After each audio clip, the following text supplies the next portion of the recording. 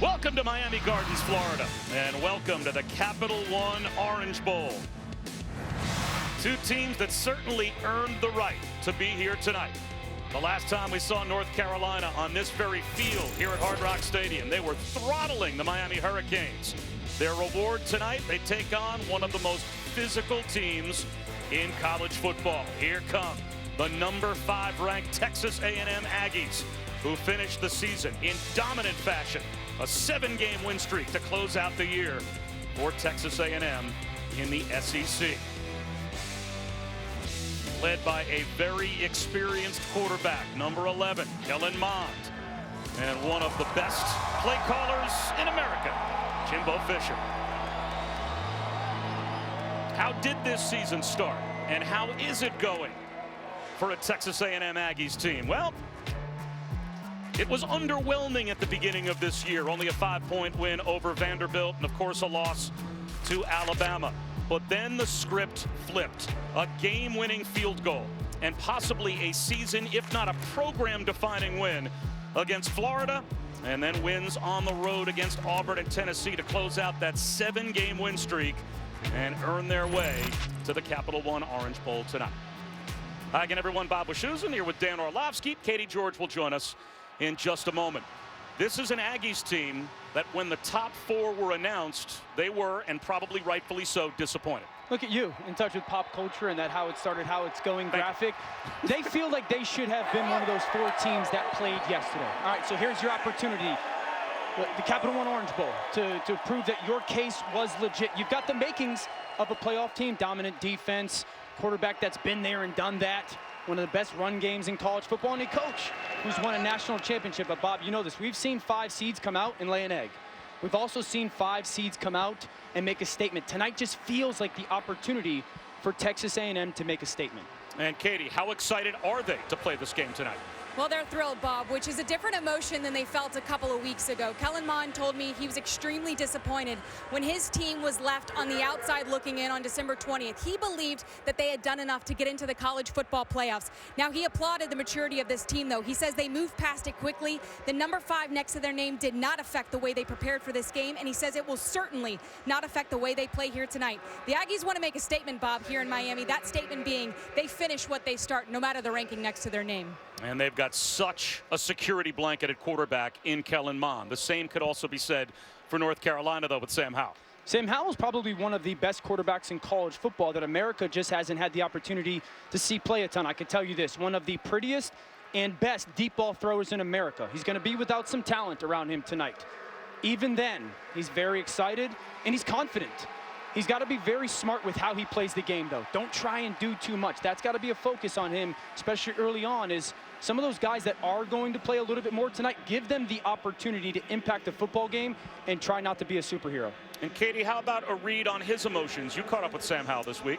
Well, Sam Howell will be the first person to raise his hand and say, hey, I've gotten us into some trouble this season trying to do too much. Without some of his key playmakers, he understands the importance of having patience and trust in his other teammates. I asked him if he feels any added pressure not having those guys out there. He said no. If anything, he's excited for the challenge. Howell says this UNC offense feels disrespected as people continue to talk about the opt-outs and not the guys who are playing in this game. So Sam Howell is coming into this with a large chip on his shoulder with something to prove. To be fair, though, this is a lot of production for them to be without tonight. Yeah, this is a big-time offense that's missing 3 big-time players. 2 backs that can kind of do everything. Run the ball with speed and power and also be great pass catchers. And then De'Ami Brown is one of the best vertical threats in college football. So who steps up? Well, Daz Newsome. One of their other playmakers at wide receiver, he's got to have a really big night. Really before the snap, you know, getting himself open, but also when he gets the ball in his hands, just being super creative. And then some young receivers, Joffrey Brown, De'Ami Brown's little brother. Can he step forward and take advantage of an opportunity? And Antoine Green. So this is an offense that relies on its playmakers, and they're going to need some young players to go, this is my huge opportunity in a huge bowl game. Let me shine.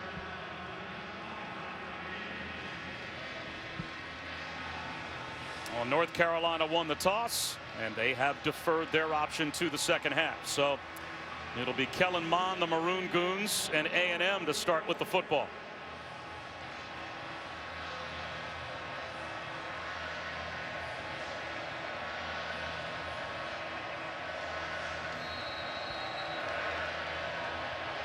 Grayson Atkins has it teed up.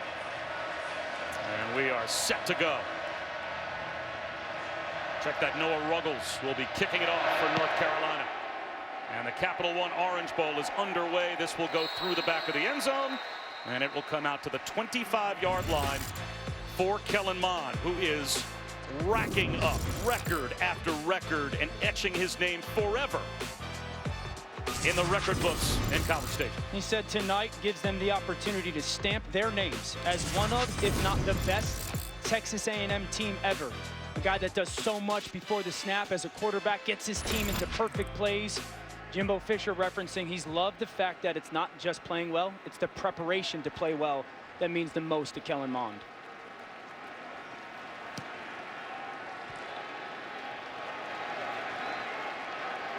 Isaiah Spiller, the tailback, and a wide receiver to either side. And keep your eyes on number 85, Jalen Weidermeyer, at tight end. They're going to run right behind him. And Spiller spins forward for about 3. Tamon Fox with the game's first tackle. And let's take a look at tonight's Chick-fil-A impact players.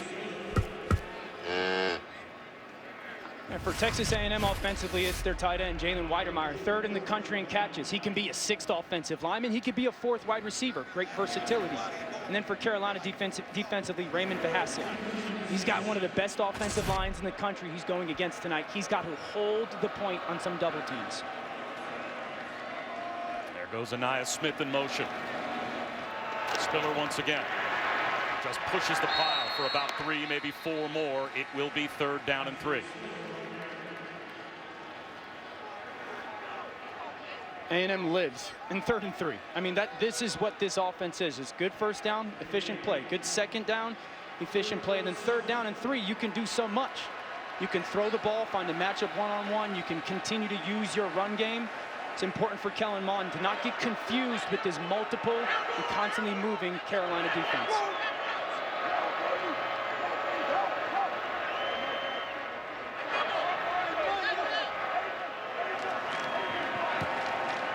Lane in motion. Here comes a blitz. And a little pop pass over the middle. Incomplete, intended for Aniyah Smith. So it's a 3 and out for the Aggies. There's a little bit of that confusion that shows off for North Carolina's defense. Something before the snap. Here's the picture after the snap. We change it, bring some pressure, and drop a guy to the person you want to throw the ball to. Outstanding start getting off the field in a 3 and out.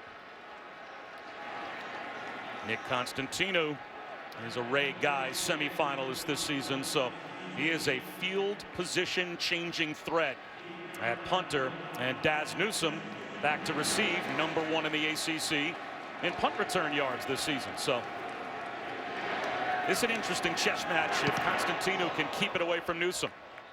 And he will force a fair catch here, all the way back inside the 20-yard line.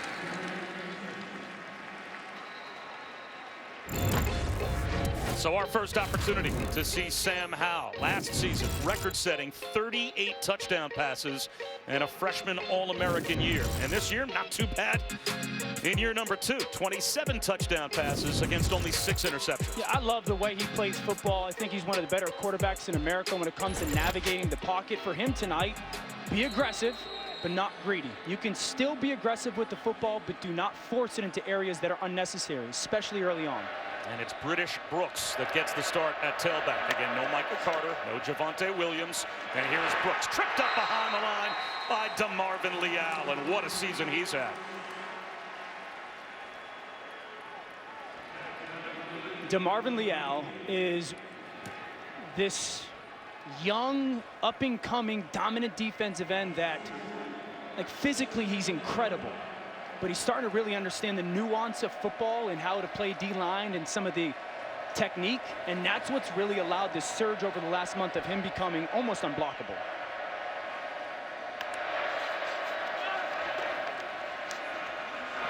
Al over the middle, tries to squeeze one into his tight end, Garrett Walston. And they'll give him the catch to the 20-yard line. Gets back about 4, makes it 3rd down and 8. Important for Sam Howell in North Carolina tonight, 3rd down. Something A&M does so well defensively. Don't get overwhelmed, and you've got to be great at across the line of scrimmage and at tailback with your communication. The ruling on the field of a completed pass is under further review. So not sure Walston held onto the football. We'll step aside.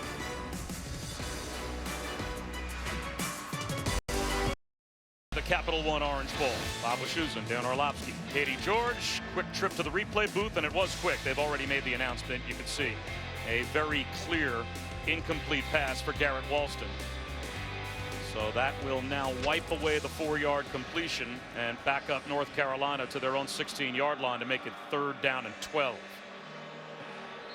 Before we went to break, talking about Carolina's offense, do not get overwhelmed with the pressure package, and you've got to communicate. Everybody's got to be on the same page.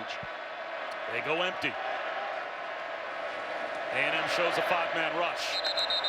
And now flags fly. This will be a false start and back Carolina up even further. False start. Offense, number 68. 5-yard penalty, 3rd down. How much uncertainty is there tonight, just in general, with this North Carolina offense from Mack Brown's group when you're without these 3 skill guys and maybe a little antsy in a false start? Yeah, a ton, because those skill guys, you knew what they could do, right? You could craft stuff around it. The players they're going to play in their places, you're still trying to figure out in a game what those guys are actually capable of executing. And now on 3rd down and 17, it's just a 3-man rush. Floats one, and it's going to be intercepted. Andre White into the red zone for Texas A&M. There is a flag down on the far side of the field.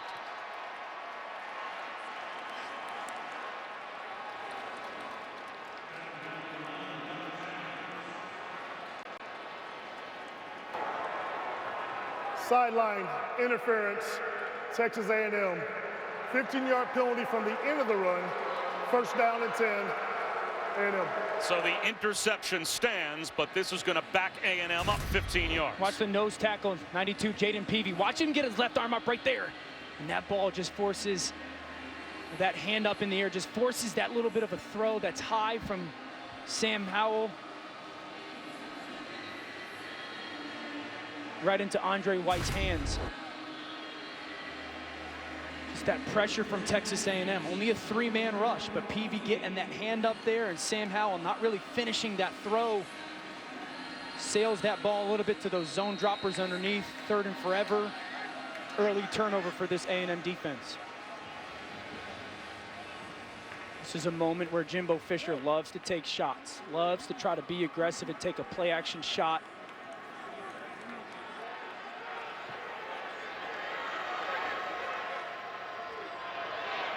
Two tight ends stacked to the near side left. The front man is Weidermeyer, and they'll run it instead with Spiller. And a good pop on 1st down to the 22-yard line. That's a 6-yard gain. Isaiah Spiller, number 3 in the SEC, nearly 110 rushing yards per game this year. Yeah, and he's really good in the inside zone game. You know, getting that ball downhill, kind of in between the guard and the tackle, and with their offensive line getting push initially, and then his vision, seeing the 2nd level, it's a great combination for their run game. Spiller again.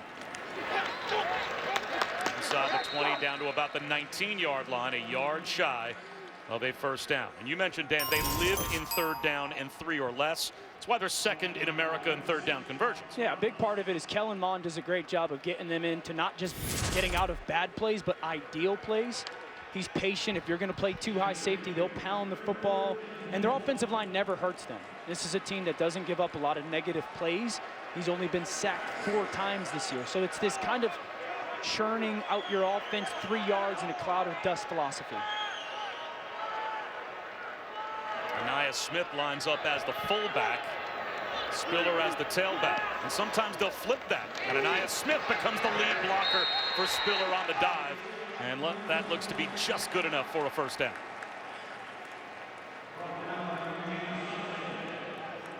I think a big thing tonight from North Carolina defensively, and their defensive coordinator, Jay Bateman, be patient. You got to be disciplined. Sometimes that 4 or 5 yard run is going to happen. You see the great push by Dan Moore, Kenyon Green, and Ryan McCullum. That left side of that offensive line, and then the Hart, McCullum at center, just getting that push. But you got to be patient and don't sell out too much against this Texas A&M offense.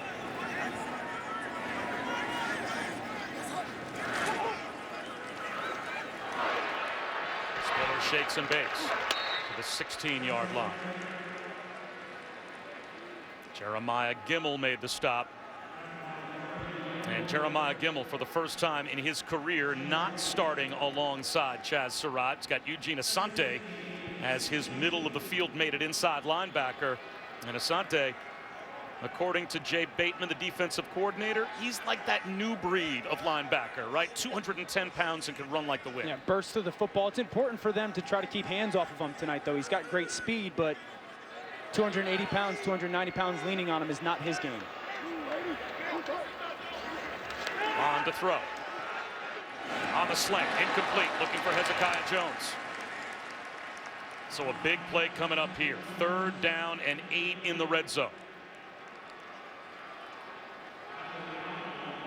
So last 3rd down, it was a little bit 3rd and short, and they brought pressure from the inside and dropped somebody out to the tailback for Texas A&M's offense. And I said, you know, for Kellen Mond, it's super important for him to make sure he doesn't get confused. Don't buy what Carolina's defense is trying to sell you before the snap. They'll show you, hey, our safeties are going to be over here. Here comes this, and then all of a sudden it's a different picture. So he's got to make sure he sees his safety rotation after the ball gets snapped.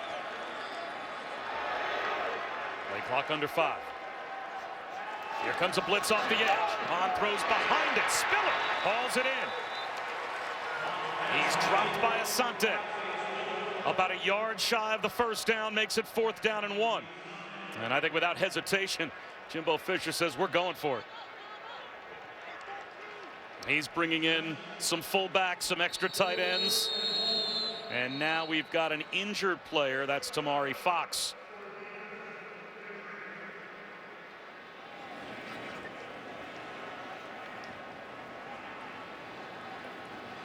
So now a chance for Texas A&M to talk things over before 4th down, with a big-time run stopper for Carolina down and injured.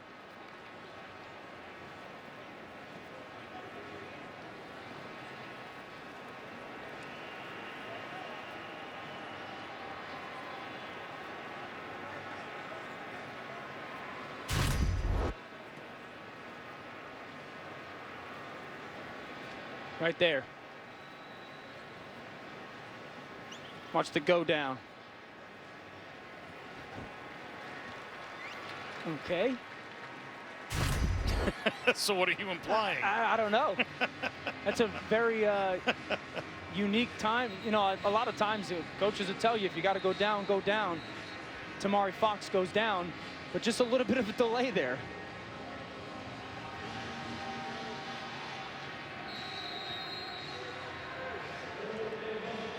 So after the injury timeout, it is 4th down and 1 inside the 10-yard line. This is a big opportunity for the North Carolina defense if you can get a stop here and avoid giving up points after the interception.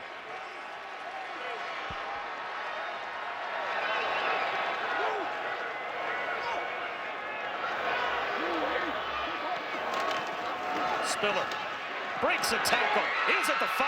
He's at the goal line. In for the touchdown.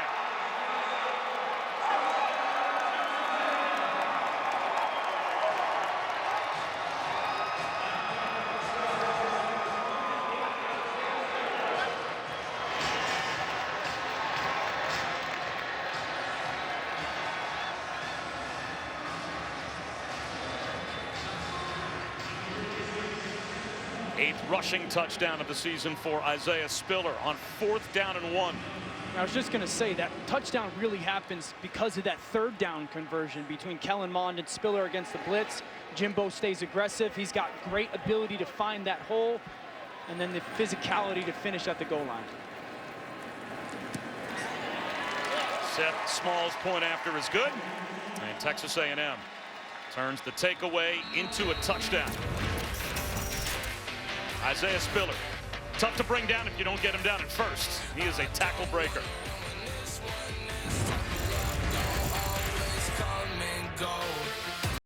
that got their attention. When I said, guys, you want to know how special the season you have had is? 2 years ago, you won 2 games. Yep. Now you're one of 12 teams left playing in one of these games. And the last time North Carolina played in one of these games, I wasn't born yet. He said that got their and he told antennas them, up. hey, don't take it for granted either. You know, don't go out there and lay an egg, and don't make excuses.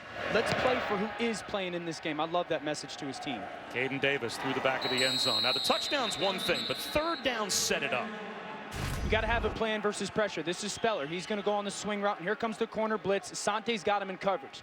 You got to be on the same page, though, Bob. When that corner comes, Spiller, I love this right here by this player. Look, he's got vision on Kellen Mond right there, expecting the football. Kellen's like, okay, you've got eyes on me. I'll get that ball into my hands, and that 3rd and 8 becomes 4th and 1. So Isaiah Spiller's ability to be a pass catcher out of the backfield, talent-wise, but also the awareness of what the blitz answer is in that moment is a huge part of this Texas A&M offense. It equals that touchdown. Here's British Brooks, finds a crease. Good strong run by British Brooks with a flag down out to the 42.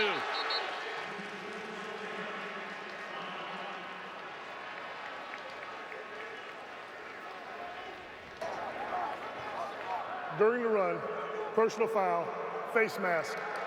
Defense, number 9. 15-yard penalty from the end of the run. Automatic first down. Tack on 15 more. It's a great job of pulling backside by Azudu, and then British Brooks having the opportunity to play tonight. You see the face mask by Leon O'Neal. Sam Howell said he was excited to watch British Brooks get the opportunity to get some carries tonight. Physical runner. Only 9 carries this season coming into tonight. Breaks a tackle in the backfield here, but nowhere to go. Fights his way back close to the line of scrimmage. He lost a yard. Well, guys, after Sam Howell turned the ball over, he had a quick conversation with OC Phil Longo. And then as soon as Spiller entered the end zone, he was the first person on the field apologizing to every defender coming off the field. He certainly feels bad, but he's kept his calm, even-keeled demeanor throughout over here on the sidelines, and now hopefully it'll help in this drive. It'll certainly help if he gets a run game that looks like the run game the last time he was here in this building. There's a seam shot to Garrett Walston, and there's a first down hookup. Howell to his big tight end. Great little play action fake from Sam Howell there, and Walston kind of fitting in right behind those linebackers. Carolina to the ball with some tempo. Now it's Josh Henderson in a tailback. He gets an opportunity. He runs a man over. He's down to about the 25-yard line. He picks up 5. Again, the last time North Carolina was here, they put up 778 yards of offense against Miami. And about 550 yards rushing between Michael Carter and Javonte Williams. Howell out of the pocket. He's going to tuck it under and run. He gets to the sideline. Tripped up inside the 15. Out of bounds at the 12.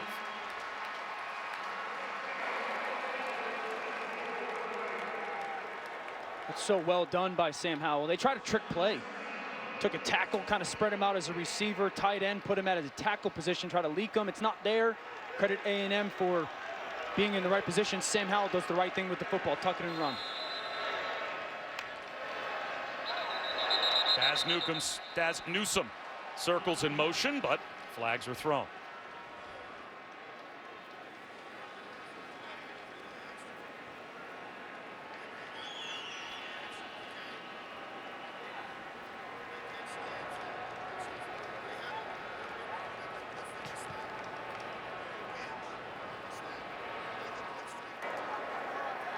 False start. Offense, number 72. 5-yard penalty, first down. Let's watch Richards right here, this left tackle. Watch the foot move. Yep, that left foot. If I was having to block DeMarvin Leal, I'd probably try to move a little early too with the start that he's had in this football game. He is unblockable at times, so now it's 1st and 15.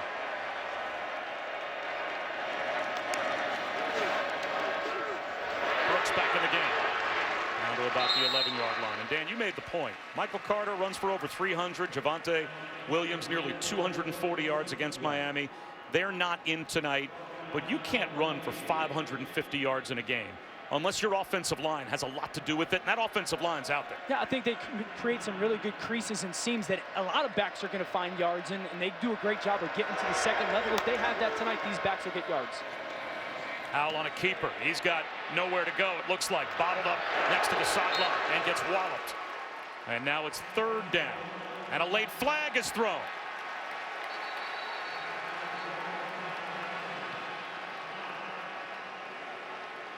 Leon O'Neal already called for a penalty earlier. Did he go over to the sideline and taunt North Carolina after the play was over? Partner, you greased it. That's exactly what Leon O'Neal did. After the play, unsportsmanlike conduct, defense number 9. After this is to the goal, automatic first down. This is number 9's first foul that leads towards disqualification.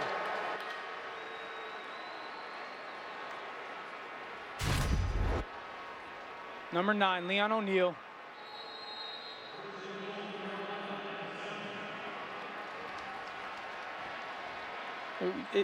Where's the fine line, right? Are you being emotional or are you taunting? You know, and I think that's tough in that moment. He's doing it on North Carolina's sidelines right in front of Mac Brown, so it's probably necessary to be called. Play action. And that pass floated out of bounds. Howell over the head of Joffrey Brown. What's also interesting to think about a moment like that, there's only 20% capacity inside the stadium. We've played inside empty stadiums this year. Yeah. If there were some magic words said by Leon O'Neal, the officials can hear it. And that might impact whether or not some flags get thrown. We've seen a lot of penalties this year, even in the games we've called, where there have been like simulated snap counts by defensive linemen, things like that. That wouldn't happen in a noisy stadium. Alanaroa tackled back close to the 10-yard line. Buddy Johnson got him down. And now it is third down and goal. I think you see the speed of Buddy Johnson, number 1, right on that hash right there. Watch him, patient, now burst, accelerate to the football. Sam Howell nowhere to one, throw it or run it. Look at the speed from Buddy Johnson. It's a great play by the senior linebacker from Dallas.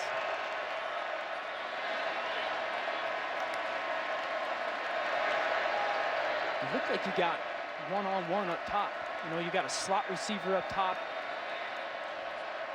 One of those guys has got to win off coverage.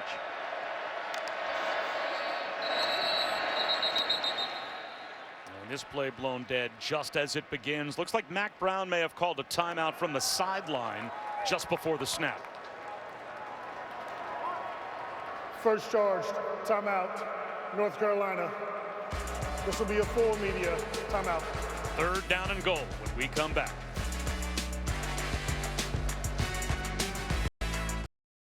Every platform, TV, radio, and digital. Right now, the Capital One Orange Bowl. And a big play here after the timeout, third down and goal. Swing pass in the right flat. And getting cut down at the 11-yard line is Josh Downs. Jalen Jones, that's true freshman on true freshman, as he makes the open field tackle. And North Carolina will have to settle for 3. Just a great job by Jalen Jones of not taking what his receiver's selling. The receiver goes down inside. He plays disciplined football. Eyes on Downs coming his way. Makes that big hit. Still a good drive by North Carolina's offense. Right after the turnover, come down, opportunity to get 3 points on the board. Grayson Atkins from 29 yards out.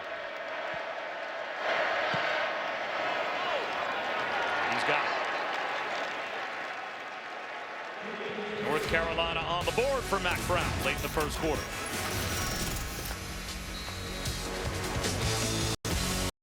Definitive statements? Yes, it should be. Devontae Smith is the best player in America. I think America saw that yesterday. He should win the Heisman Trophy. You say 3 decades. I think I just made Desmond Howard really old accidentally, as Jonathan Kim puts it through the end zone. Let's look at North Carolina's defense. First third down of the game, they're going to bring those inside linebackers, and then they're going to drop the end to cover Isaiah Spiller. And that forces just a little bit of hesitation from Kellen Mond. That slants just a second late.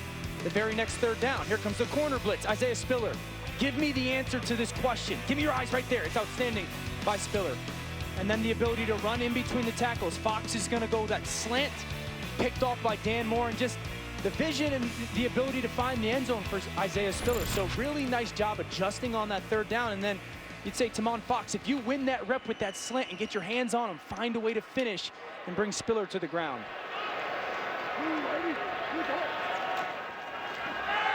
Mond off play action. On a rollout. Checks it down to Weidermeyer. He's out to the 29-yard line. Picks up about 4. Sets up 2nd down and 6. Really nice job by Weidermeyer of patience there. Kind of let the defensive end go. Okay, now I'm going to sit in this soft little spot as a zone. Mentioned he's 3rd in the country in catches for a tight end. He's a Mackey Award finalist, and really just a piece for this offense that is just so difficult to match up with. Am I going to put a safety on him? Am I going to put a linebacker on him? Are we good enough in the run game to not have to commit a smaller body for coverage against him?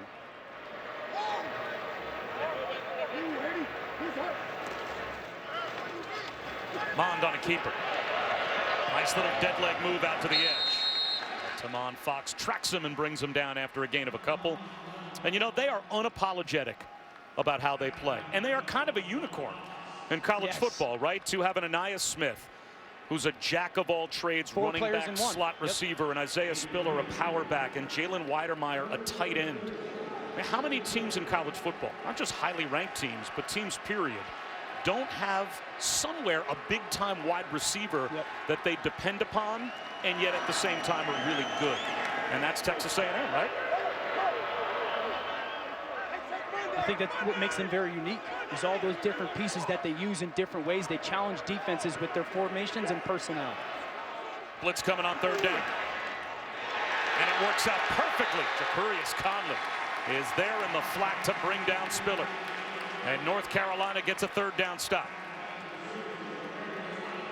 That's an outstanding job by the freshman Conley. You bring that pressure again, and instead of playing man coverage like they did on that first 3rd down, they play zone. Conley's sitting right there. Okay, Spiller, you come to me. Be disciplined. Be patient. Drive and make that hit.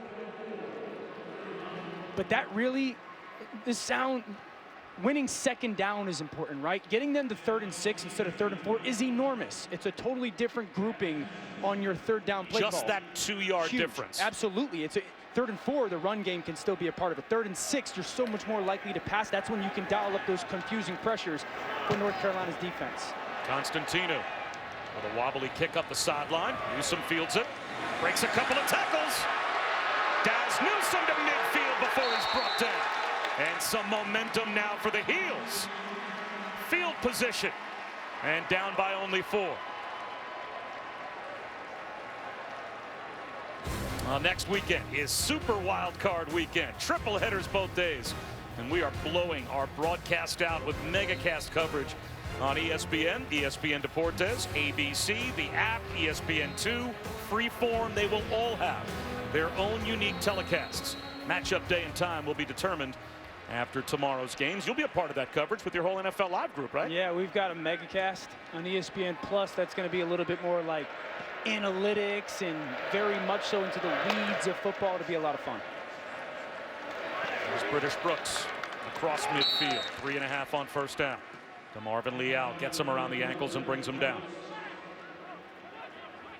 It'd be interesting to see how committed North Carolina stays to this power run game. It's a little different. Power is when you bring somebody from the backside and you pull a guard, but it's really trying to get the ball to the perimeter. That's against really Texas A&M's strength, getting the ball outside. They've got to continue to be disciplined with that. Once again, 3-yard. Abelshusen, Dan Orlovsky, Katie George bringing you coverage of the Capital One Orange Bowl. And a real contrast in styles, and something that you said that stuck with me as well. North Carolina's defense is about confusion. Yes. This defense for A&M is about domination. And overwhelming. You know, it's just like they're physically talented, but then they'll put all these guys up in the line of scrimmage. 5, 6, 7 defenders in the line of scrimmage. And as a quarterback, they make you unsettled because there's like this relentless effort as well. So you're like, okay, who's coming? Where are they all coming from? Look at all the bodies at the line of scrimmage. Just walking around guys, and then who's coming? That's the communication from Sam Howell, and then it's just this closing of the pocket. They rush 4, but it's a blitz off the edge. A check down to Josh Henderson, and he is brought down a couple of yards shy of the first down as Buddy Johnson made the stop. That brings up 4th down.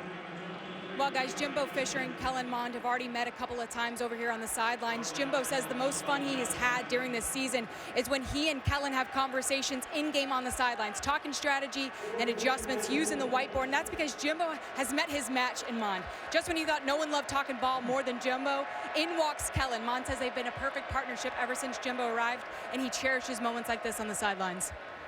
Well, a big decision to be made in between the first quarter and second quarter break on the North Carolina sideline, as they've got 4th down and 3 inside the 45-yard line of Texas A&M when we come back.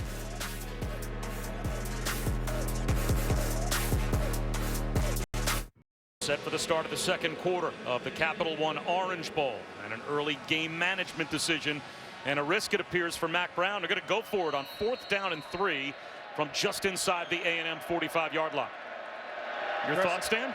Aggressive play call. I would have punted. You know, my eyes now go to Daz Newsome, number 5 in the slot up top. Quarterback draw. Sam Howell, he's got it, and then some. Into the secondary. Still on his feet. To the 29-yard line before he's brought down by Keldrick Carper. It's a great play call by Longo. I mean, you line up and you take the back out of the backfield, put him in the slot, takes a linebacker out. Now your 5 offensive linemen have 4 defensive linemen and 1 linebacker to block, 5 on 5. And you tell Sam Howell, okay, now you go be an athlete, read 1 block, and gives us a first down. Great aggressive play call.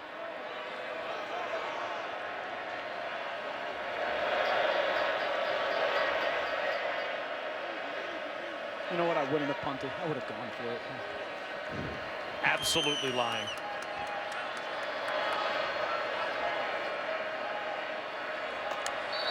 Timeout called again by Mack Brown before the snap from the sideline for the second time here in the first half as the play clock was winding down. The play clock. Timeout. North Carolina has their second charge. Guys, Mack Brown says the biggest improvement he's seen in Sam Howell from year 1 to year 2 is his ability to extend drives with his feet, just like we saw. Howell dropped 10 to 15 pounds during the offseason. Teammates joke that the QB just got rid of his baby fat. Now, Howell begs to differ. He said, whoa, whoa, whoa, I just cleaned up my diet, worked on my speed and hip mobility during the offseason. Now he's around 220 and more mobile, so if he does get in situations like that, he feels confident enough to tuck it and run for the first down.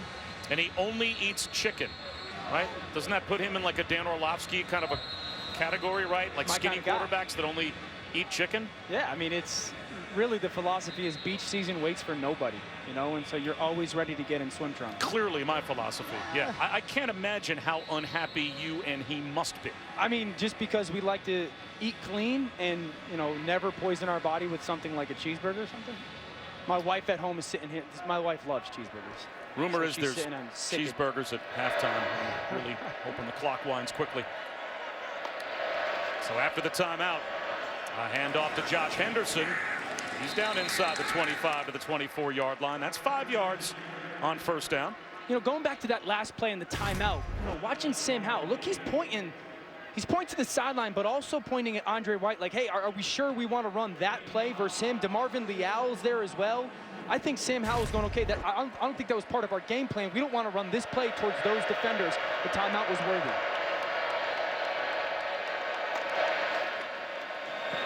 Anderson again.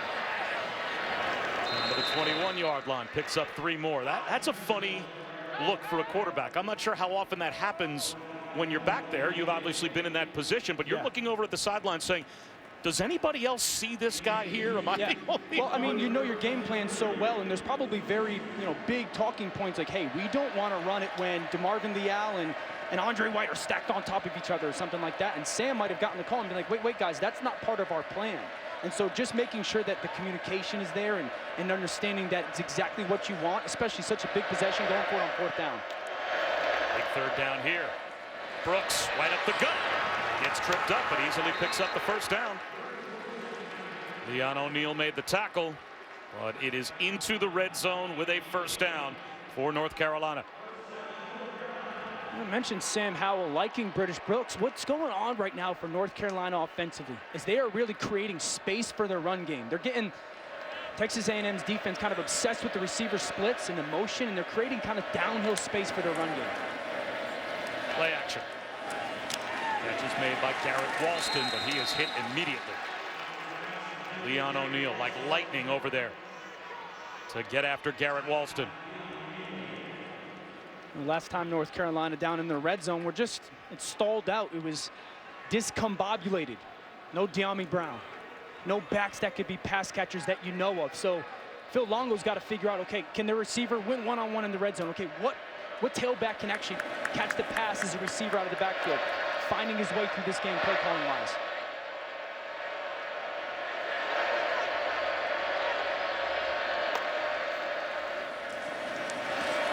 Fade route up against the sideline and incomplete. Trying to hit Emery Simmons.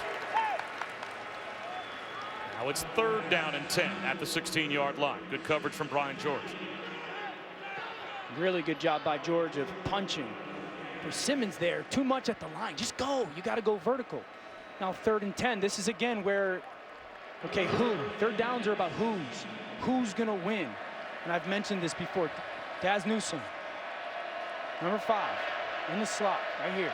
That's Daz. That's your playmaker. He's got to be an option to start on 3rd down with your progression.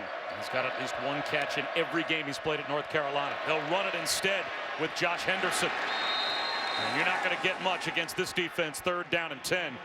That's basically just playing for the field goal. Well, I don't hate it. You know, when you're playing a defense like Texas A&M's that gets into those exotic blitzes, people coming from everywhere, you can hurt them on 3rd and long because it's a little bit of an unstructured look. They're more willing to take some risks with how many people they'll blitz off one side. Sometimes you can pop a run against it. It's certainly a safe call, but if there is a method to the madness or a reason why you're making that call there. So Grayson Atkins from 32, already 1 for 1 tonight. And he is now 2 for 2, and it's a 1-point game.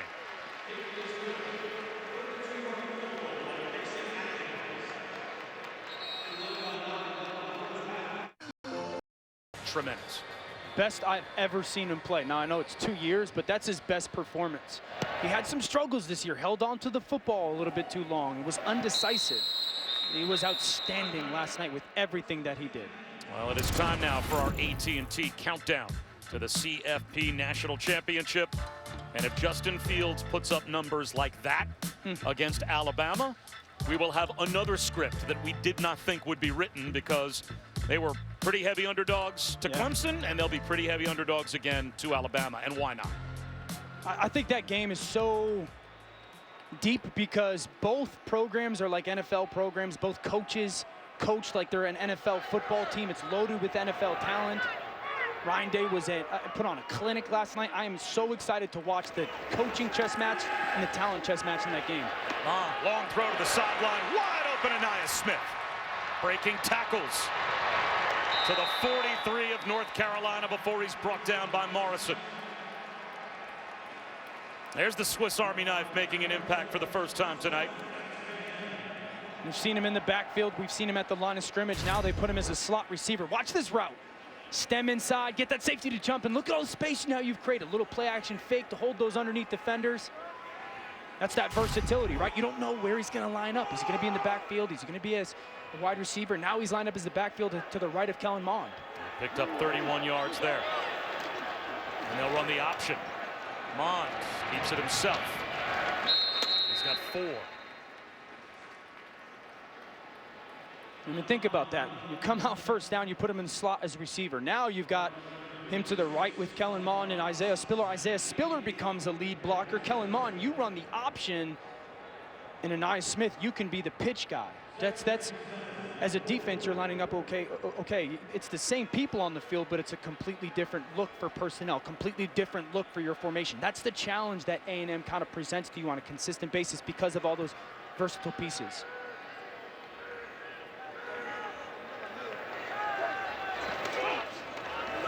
Mond, terrific fake. Speed to the edge. A first down and then some. Dragged out of bounds, and that'll be 15 more. Trey Morrison is either going to get called for just a late hit out of bounds or possibly a horse collar, as he got him up right around the back of the collar of the jersey. During the run, personal foul, horse collar tackle, defense number 4. Penalty will be enforced half the distance to the goal line, automatic, first down. Just a zone read. Fox closes. It's a great job by Kellen Mond on the keep.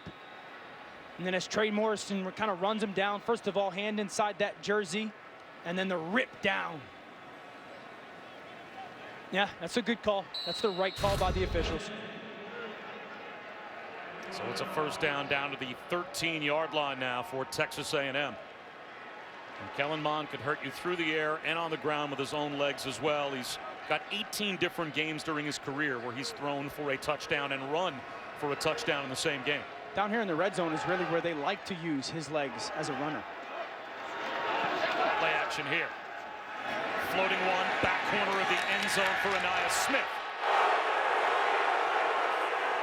And the flag is out. Tyler McMichael in coverage on Smith.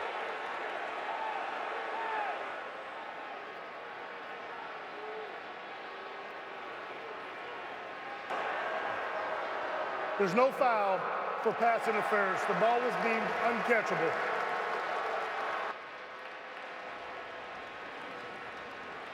Just Anaya Smith in the slot. Kind of that fade. It's a good throw by Kellen Mond and a little bit of hand fighting. And that ball almost lands outside the white, the out of bounds marker. I like that call by the officials. Could he gotten a hand on it? Probably, but very unlikely that he's going to also make that catch but get a foot in. And my mistake. Trey Morrison there in coverage. Smith only 5'10". And so Morrison got the benefit of the doubt. Makes it second down and 10. Mond, quarterback keeper. Is that a broken play or a designed run, you think, as he dives down to the 11-yard line? Or is that just a quarterback run-pass option? I think it's an RPO. Yeah, I think it's a run-pass option. And it's one of those pre-snap that he makes the determination, okay, I'm going to kick that ball out there. He looks like he wanted to throw a bubble. Too high shell, right? Two safeties out there. I want to throw a bubble out and get a blocker on the perimeter. And the slot receiver, Anaya Smith, came down to block. So just miscommunication between those two guys. But this is where North Carolina defensively wants to live. I said this at the beginning of the game. You got to make sure, Kellen Mond, you see the rotation of these safeties, of these people picking out and popping from this line of scrimmage. Only a three-man rush. Mond out of the pocket, cuts it back. Down to about the 6-yard line. He's brought down. It'll be fourth down and 3.5, close to 4. Eugene Asante makes the stop. And here comes the field goal group for Texas A&M. So a red zone defensive stop for the Heels. Yeah, really good. You know, the way this drive starts with kind of two chunk plays and then them keeping disciplined on third down. Vision on Kellen Mond when he decides, okay, I'm a runner. Converge on the football. Gamel, Asante, everybody run. Pinder, run to the quarterback, force this field goal attempt. That is a win for the Carolina defense after the way that drive started. 25 yards away for Seth Small. He puts it through. 4-point lead again. You are watching the Capital One Orange Bowl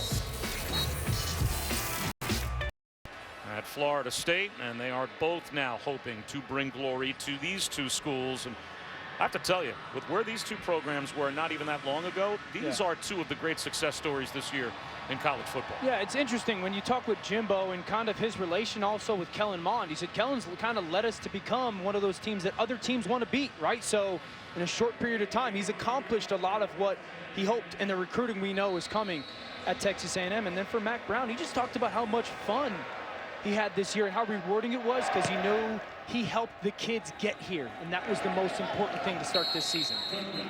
It will be North Carolina football at their own 25. When we come back, it's the Capital One Orange Bowl. Backside guard Azudu pull. British Brooks, this is power. Inside out, bop, bop, right there. And be a little bit physical. How about the fourth down play call, though? Empty the backfield. You got 5 offensive linemen on 5.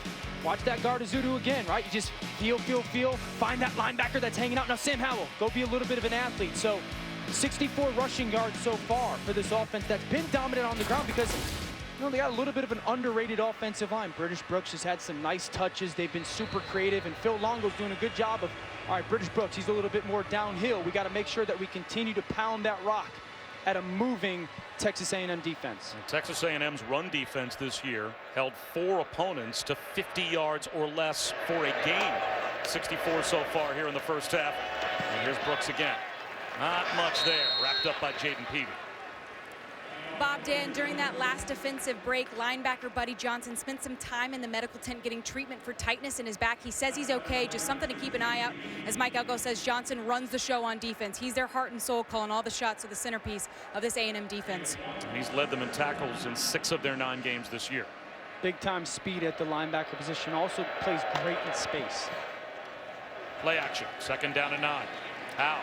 Long throw to the sideline. Tight window. Incomplete for Joffrey Brown. He was bracketed, and now it's 3rd down and 9. I like the aggressive play call. For Sam, I just want to see a little bit more air on that throw. Let Joffrey just go run him to the sideline. It's kind of one of those on the sideline drag throws. Now 3rd and 9. What have you gotten from this A&M defense? You've gotten double safety pressure. You've gotten all-out blitz overload. This is where you want to try to overcome them with a screen off the perimeter to take advantage of that blitz pressure. And look at the numbers they've got near the line of scrimmage here. Daz Newsome on the wide receiver screen. Beautifully designed by North Carolina. They beat the blitz, and they've got 10 yards at a 1st down. It's good. When teams blitz you, they're committing numbers, right? If you get that screen out and 1 or 2 blocks on the perimeter, Daz Newsome, a special playmaker in space, you can get some yards against those minimized numbers in the back end. Play action again. Foul to the sideline. He'll get what he can. Are you surprised that at times tonight, North Carolina's been a little more deliberate in their tempo than we've seen this season? Yeah, I mean, I think does that have anything to do with who they're missing?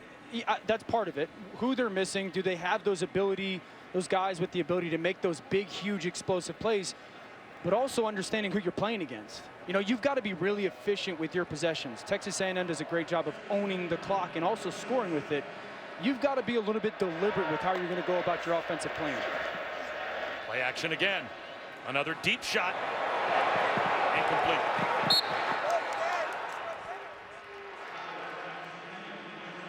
Justin Olson, the intended receiver. So you've got players out there that have this season not been called upon by North Carolina to do much of anything, and he allowed himself to get shoved out of bounds.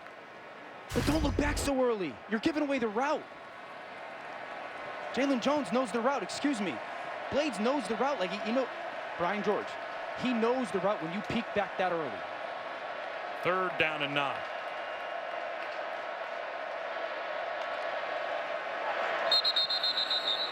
Jaden Peavy jumped. Was he drawn off? He was unabated to the quarterback, so rather than give Sam Howell a free play, they blow it dead. Offside. Defense number 92 with contact. 5-yard penalty.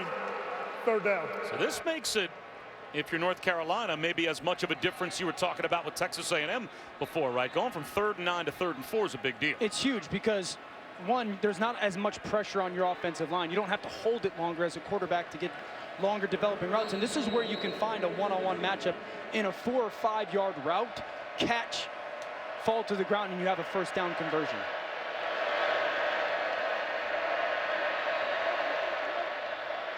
This is a good job by Howell. You see him coordinating their protection, pointing out. 4-man rush, and Newsome makes the catch and breaks a tackle. To the 46-yard line of Texas A&M. This is just putting Daz Newsome in a little bit of space and going, you go win. You go win against a linebacker. And I asked Daz, like, when you get to the line of scrimmage and you know that route's that option route, you can go right or left.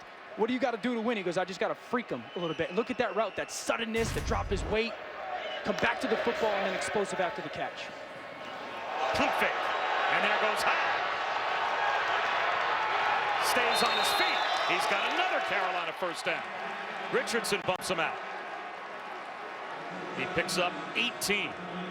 Never underestimate your ability to not throw the football. He gets the corner blitz by Brian George, tucks it away,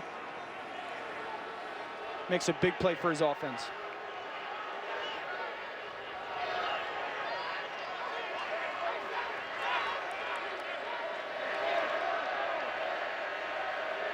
Here comes pressure. You got to understand, ball's got to come out.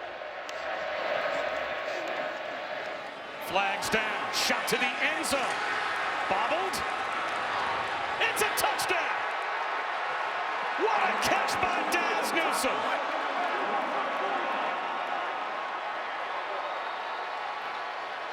Damani Richardson is over there pleading the case that it should be an incomplete pass. Antonio Johnson as well. The ruling on the field is a touchdown. Sideline warning, North Carolina. This is their first. How did Daz Newsome hold on to that football? Watch, he's in the slot. Slot fade, you got a lot of room to go.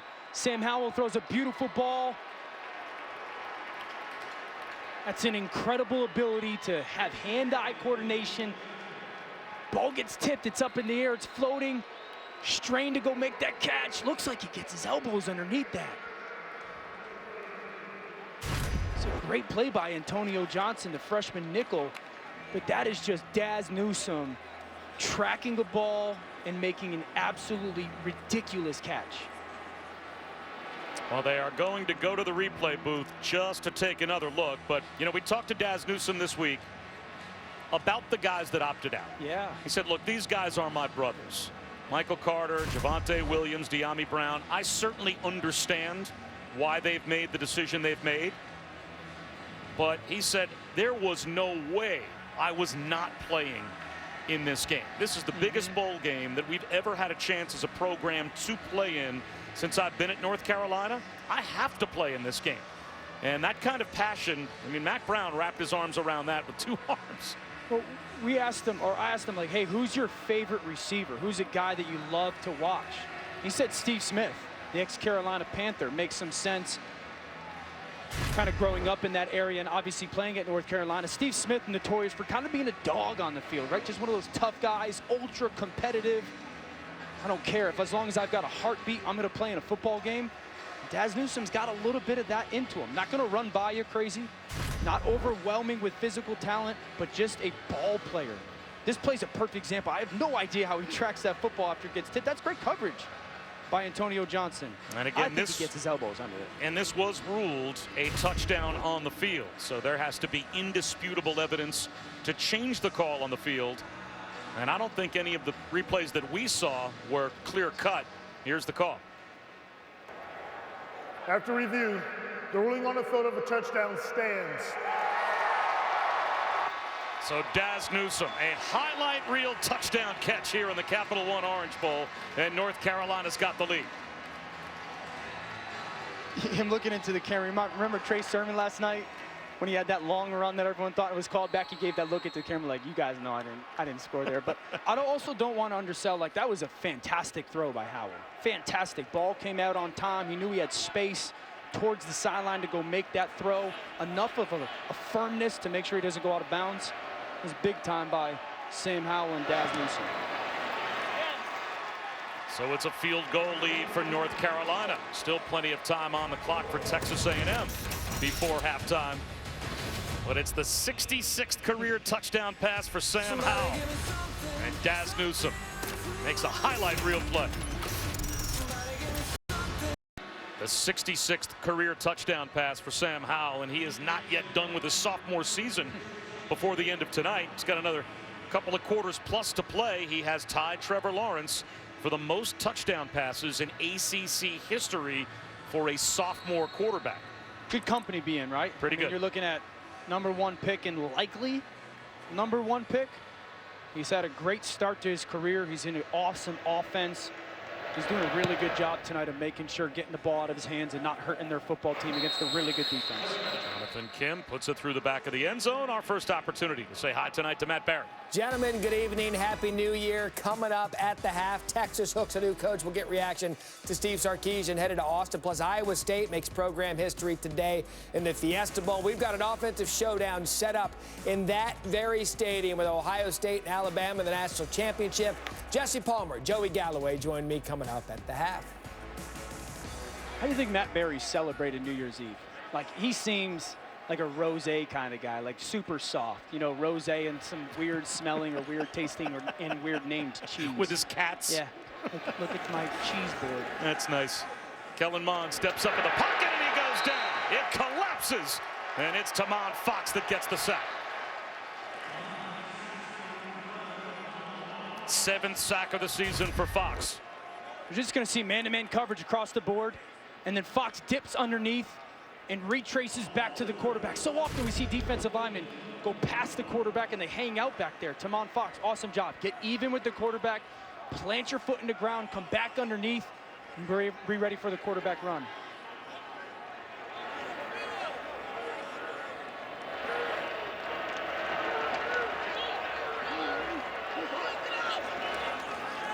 Mond flips a screen. Spiller with a blocker out in front. Gets to the sideline. It'll be 3rd down and 5. Good pursuit by Don Chapman. Now, if North Carolina gets a stop here, it would be another 3 and out. Tonight, Texas A&M had 3 and outs on 2 of their first 3 drives after having the fewest 3 and outs this season in the SEC. Coming into the Capital One Orange Bowl. And North Carolina's won 3rd down so far because they've blitzed but also covered the answer more often than not. Spiller out of the backfield. So look for some kind of pressure again, but taking away that hot route. Kellen pointing, hey, if that guy blitzes, you got to give me the hot route, changing the protection. Eugene Asante is a blitzer. He comes up the middle. Mond floats it over the middle, and it is a contested catch for Chase Lane. What a throw by Kellen Mond with the blitz coming and pressure right in his face. Watch the right guard, Jared Hocker here. Watch him peel back, okay? You're going to get the blitz. You're going to get the blitz off the left edge, and watch Hocker. Set, now peel back left. Boom.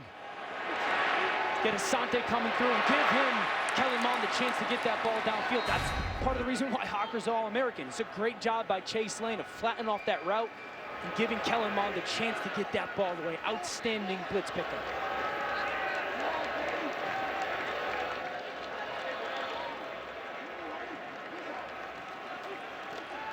Mond. He's going to go down again. This is an offensive line that only allowed 4 sacks this season coming into tonight, and that blitz from Trey Morrison gets home.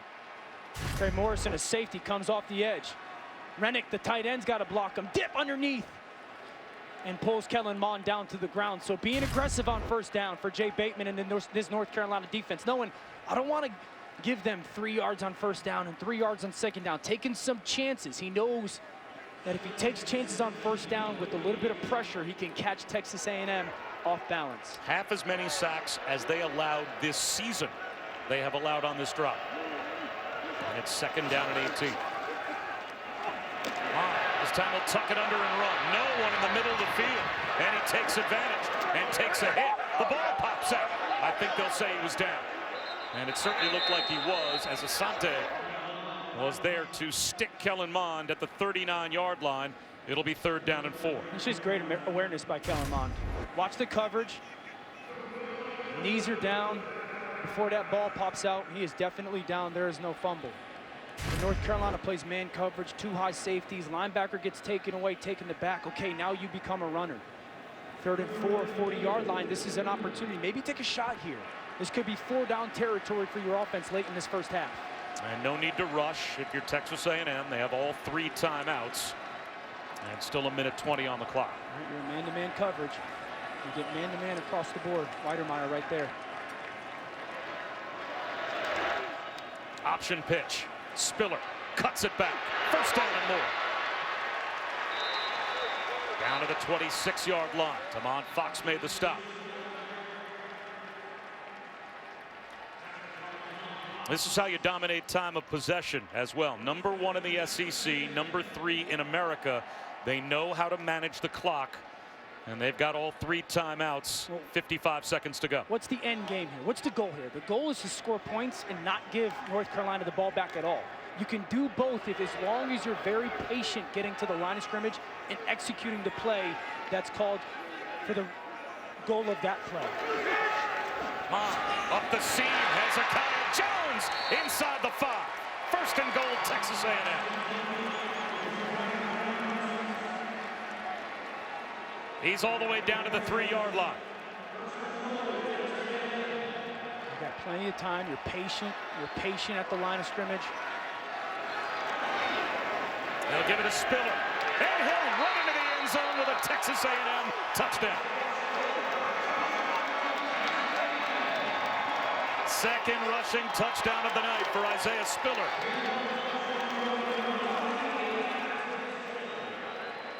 The Aggies with an answer, and they retake the lead. Good job of that left side of that offensive line and that center again. Ryan McCollum just kind of getting people moved, and Spiller having the opportunity to pick the hole that he wants to hit.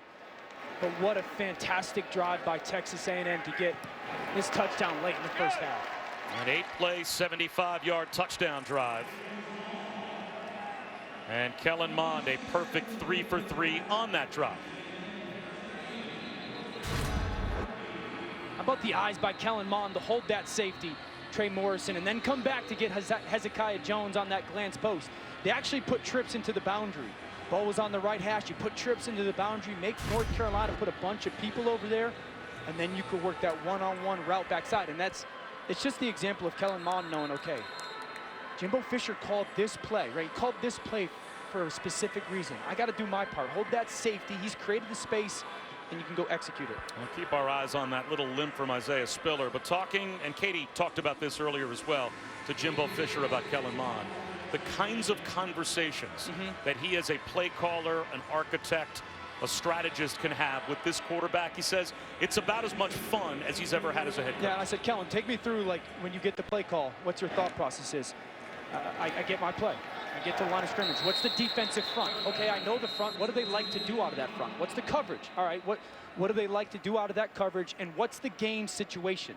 So it's that constant thought process of him understanding the whys of what Jimbo's calling. But how many building blocks do you have to go through, and what kind of a foundation has to be laid for Kellen Mond to get to the point where he can have a Jimbo Fisher conversation on Jimbo's level? Yeah, we were talking thousands of hours together, watching tape or looking at notes or communicating the same way. Malcolm Gladwell, right, wrote the book, and it's 10,000 hours to become a master of something. I'd say that Kellen Mond's the master of this offense.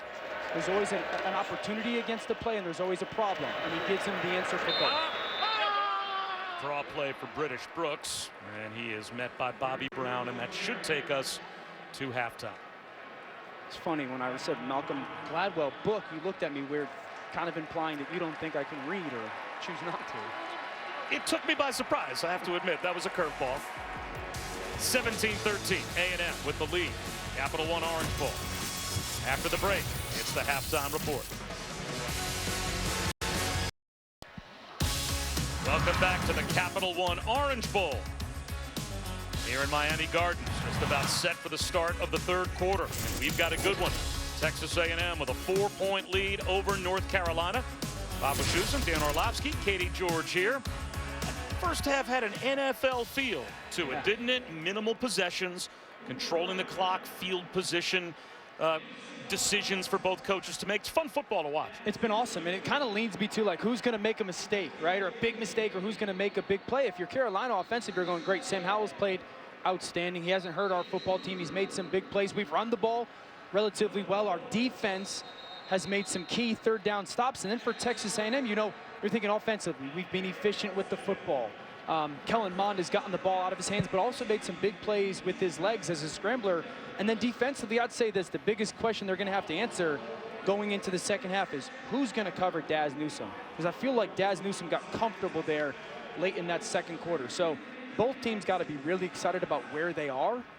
Who's going to make that big play, almost that game-changing play or mistake to swing this game one way or the other? It certainly feels like that kind of a game, right? It'd be hard to imagine with 5 minutes to go in the fourth quarter, we're not going to have a competitive football game. Yeah, absolutely. If you think North Carolina, okay, you turn the ball over early offensively, and then you don't convert in some red zone opportunities. Credit A&M for getting that takeaway. And so really, who's going to get this game to the style that they want into the fourth quarter? And then this game's going to be about a playmaker in the fourth quarter. Let's head down to Katie. Well, guys, Jimbo Fisher is pleased with his team's first half performance. He said, look, we scored on 3 out of 5 drives. He said it took us a little bit to find our rhythm. He said when Kellen Mond started running the football and using his legs, it really opened things up. But he said UNC is bringing pressure on almost every single drive. We did not expect that, but we're doing a better job picking that up. We have to protect the quarterback moving forward in this second half. And Jimbo Fisher is one of the best kind of in-game adjusting coaches that we have in college football. So that's the matchup is like, okay, we showed you something, North Carolina defensively in the first half. Are they going to make some changes? And then the same thing for North Carolina's offense. Texas A&M, how are you going to adjust to the way that we use Sam Howell's legs? British Brooks to start the second half. And he hurdles for about 3. A couple of years ago, called Texas A&M against Auburn. Right. Met with Kevin Steele, the defensive coordinator for Auburn. And he said there are 3 kinds of coordinators. Yep.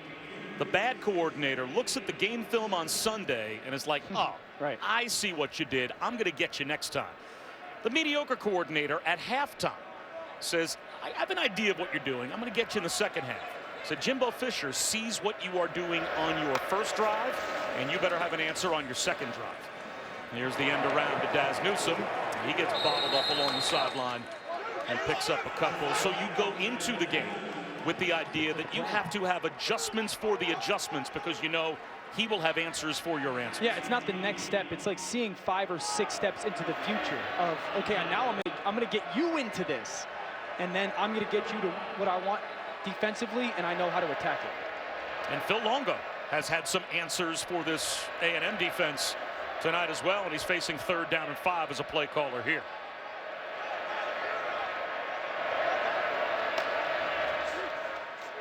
Howell, well protected. Long throw through the hands of Daz Newsome. He could not quite climb the ladder. He was wide open, and that's just a miss from Sam Howell. That's the matchup. They feel comfortable putting Daz in that slot, and really they're giving him just a multiple way go. It's man covered. You can win inside if that defender's outside, and you can go outside if he's inside. And he hooks up, and Sam just puts it a foot too high. You'd love to say, Daz, catch that ball. It's a difficult catch, fully extended like that.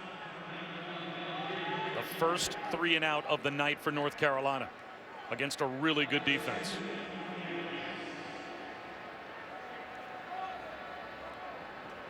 Ben Kierden, rugby-style kick. Anaya Smith wants to try a return. Makes the first man miss. And now gets bottled up. Escape the crazy. Natural fries are back. Run to Taco Bell. Can I be honest with you? The first time I saw that commercial, I was like, because I don't do horror films. You know, I want to go to bed and feel comfortable with putting my head on the pillow. So yeah. when the first time I saw that commercial, I was like, turned away, try to not listen to it because it kind of creeps me out. And then I was like, oh, it's a Taco Bell nacho fries commercial. Of all of the ways that I've gotten to realize over the last couple of years that you are not tough, that one didn't surprise me at all. I don't get horror films, man. Like, why do I want to watch something that's going to unsettle me while I sleep at night? When I close my eyes, I want to be comfortable. Yeah. Disney Got the bottle of rosé ready for after the game. Here's play action for Kellen Mond on first down. He's out of the pocket, flag down. He's got plenty of room to run, but this one might be coming back. Slides into plus territory. But it looks like there may be a holding call in the offensive backfield. Now Raymond Bohosic jumped up and knew he had drawn a penalty. During the run, holding, offense number 65. 10-yard penalty from the previous spot, first down. And this left tackle, Dan Moore, you're going to watch him go against Fox right here. That's him. Now watch when he gets his hands up top on Fox, right? When he gets his hands right on the top of the shoulder pads, and then that drag right there. That drag right there. Fox looks back and goes, that's holding. Good call by that official. When you get those hands on that jersey and kind of rip them down, it becomes obvious for those officials. And Bohosic jumped up. He was also signaling holding. I think he thought he was the one that had drawn the penalty. Either way, it is first down and long. I will say this, though. That's the 3 or 4 times tonight that we've seen Kellen Mond have opportunity to break away with his legs. North Carolina better get that figured out and an answer for him running when they get coverage on their back end. It's a really good run by Isaiah Spiller. That could have been a tackle for a loss, and he ends up scooting up the sideline. That was turning what easily could have been a 3 or 4 yard loss into a couple of yard gain.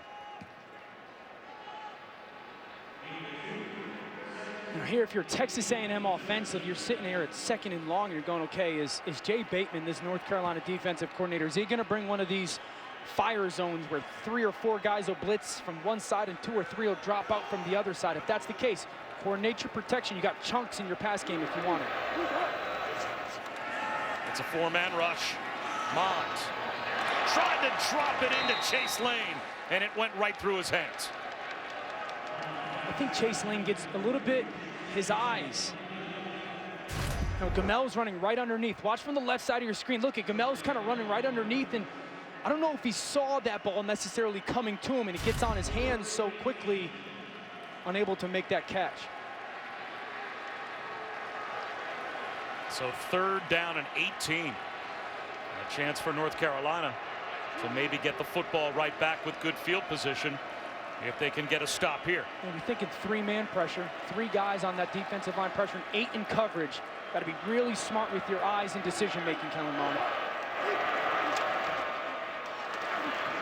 And Mond takes the check down. And they just buy a little bit of real estate for the punt group. That's just a senior quarterback managing the game, right? We're not going to force it. We're not going to take an unnecessary chance on 3rd down and a mile. Remember, get to the line of scrimmage. What's the front? Okay, what do they do out of it? What's the coverage? What do they do out of it? What's the game situation? Sure, if I got to force this ball, if it's the 4th quarter and 4 minutes left, then I could take a chance. There's no reason to do it. You got one of the best defenses in the country. Unlikely 3rd and 18 conversion. Don't hold it, because that's how sack fumbles happen. Get the ball out. Play another possession. Constantinu just gets it away. And Daz Newsome will let this one bounce along the sideline. And it will be North Carolina ball when we come back to the Capital One Orange Bowl. For him for the Heisman. I don't think I'm allowed to reveal my vote, but if I blink twice, I voted for him. Ripping one over the middle to Joffrey Brown is Sam Howell. A chunk play to start this drive for North Carolina. He beat Brian George, picked up 26. Saw it a little bit in the first half. Some motion really confusing this A&M defense. You see it again. Joffrey Brown just kind of replacing those moving linebackers.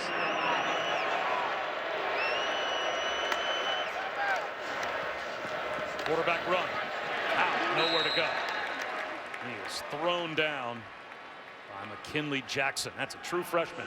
He was the #1 player in Mississippi last year. Mississippi Mr. Football. And boy, he's playing behind some really good ones up front for Texas A&M. He's a fantastic defensive lineman that's got a big future for Texas A&M. 6'2", 335, kind of a space eater, but also moves well. Howell steps up, avoids a sack, wants to take a shot. Off the fingertips of Antoine Green. He got tied up with Brian George and was almost standing still inside the 10-yard line when Sam Howell let that one go. It's a great job by Howell of avoiding pressure and then giving Green a chance to full extension, and just unable to come down with that catch. Incredibly difficult as he takes a hard hit into the ground. And Antoine Green to the sideline with a limp. Again, no Dyami Brown, part of the opt-outs, along with Michael Carter and Javonte Williams. 3rd down and 10. 4-man rush. Out to the sideline to Joffrey Brown. Dyami's little brother has a 1st down catch on 3rd down and 10.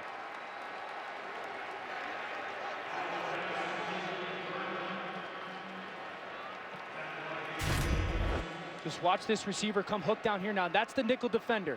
If he hangs inside, if you can hold him with your eyes, ball out on time right now. That's outstanding by Sam Howell. Simple read. If that guy hangs, kick that ball outside. Another play action fake. This one over the middle to Garrett Walston. He's down to about the 17-yard line, a gain of 9. Antoine Green trying to walk it off on the sideline for a receiver core that's thin without Dyami Brown. They want him back on the field.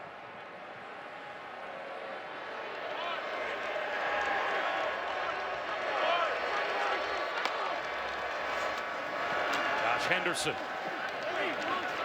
Very close to a 1st down.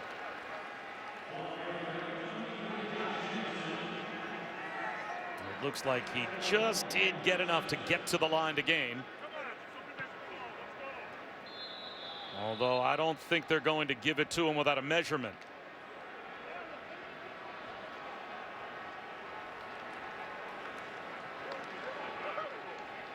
I mean, I know the yellow line isn't always perfect, but it certainly looks like it's sitting on that yellow line. And if that's accurate, it's an easy first down. And now they will say without measurement that it is a first down. Down in the red zone for this offense, it's about space. You know, find your best player and create space for him.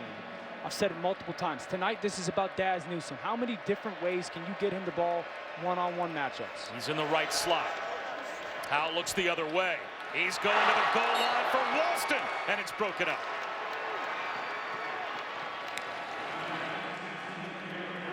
That is just a fantastic play by Jalen Jones. He's playing outside corner, and he's got vision on Sam Howell and just sees Walston release. Watch him on the outside corner, top left. Now, claps inside. That right hand gets that ball away. That's a big-time play by the true freshman. Really good feel with the vision to the quarterback. And for an experienced defense, you said the magic words, true freshman. A lot of trust in Jalen Jones. And the man across the board. Out of the pocket. This is a stiff arm. Can't get away. Andre White there to make the stop. He only picked up about a yard, maybe a yard and a half. So another big third down coming here at the 15-yard line. They might be getting a free play here. Might be too many men on the field for A&M. Howell's going to look to the end zone, and it's intercepted, but this will probably all be coming back. Brian George gets the pick, but it looked like the pace of North Carolina trapped an extra player for Texas A&M on the field, and they had 12 men. It's definitely 12 on defense. You could see Eric Young, number 4, trying to run off right before.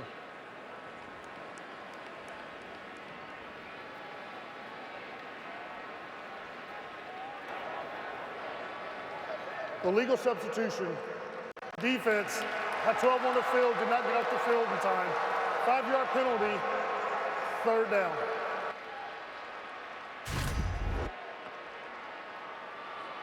Watch the communication now. Watch Young. You see a guy run off. This is Young trying to run off right there. Now the key is, and the key is North Carolina didn't substitute. Correct. If North Carolina keeps their 11 on the field, they can go as fast as they want. Correct. And they don't have to allow any time for Texas A&M to substitute. So A&M tries to substitute against that NASCAR pace, and it got them. Remember, there was a third down in the first half where it was 3rd and 9. They got the offsides and then converted. Let's see if North Carolina can take advantage of the penalty once again. 3rd down and 4 at the 10.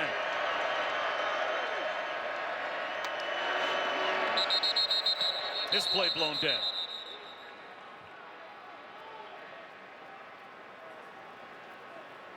Was a timeout called? Let's see.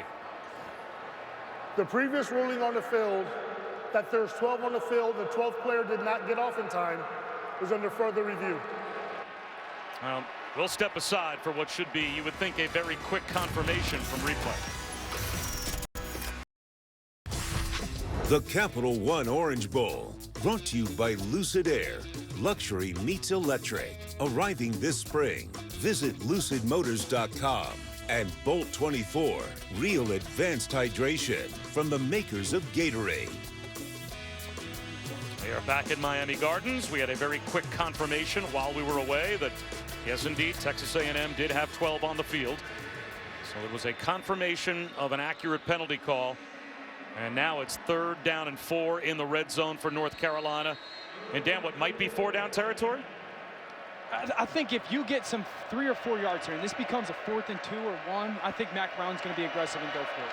That's Josh Downs, a wide receiver in the backfield. Howell looks his way on the wheel route. He's wide open for the touchdown.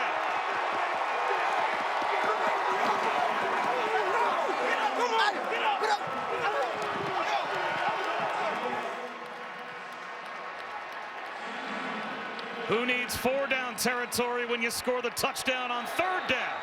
Line up a wide receiver in the backfield and get the matchup you want.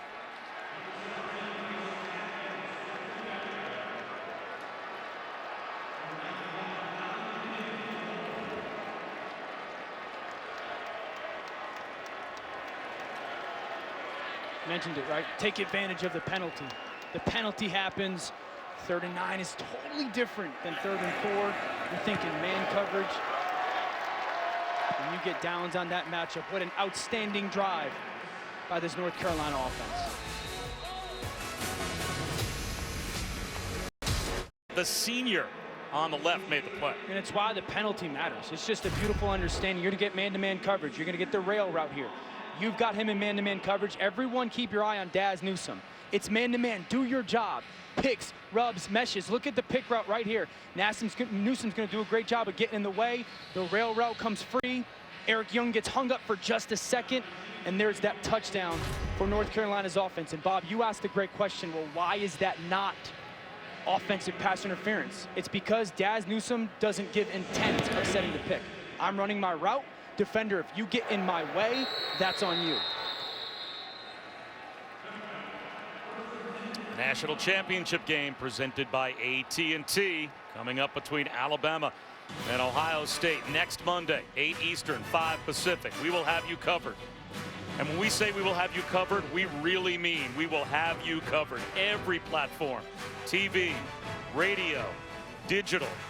You cannot possibly be missing a way you want to watch that game if you can't find it on that menu right there. Shockingly, I'm part of that one as well. Can't believe it. Our NFL Live crew, me, Marcus Spears, the SEC guy, Mina Kimes, are going to do the ESPN2 megacast with, again, a little bit of a different spin. So we're super excited and fortunate for that opportunity to do that. Mon with an empty backfield. Tries to squeeze one into Hezekiah Jones and can't do it. Broken up by the freshman Tony Grimes.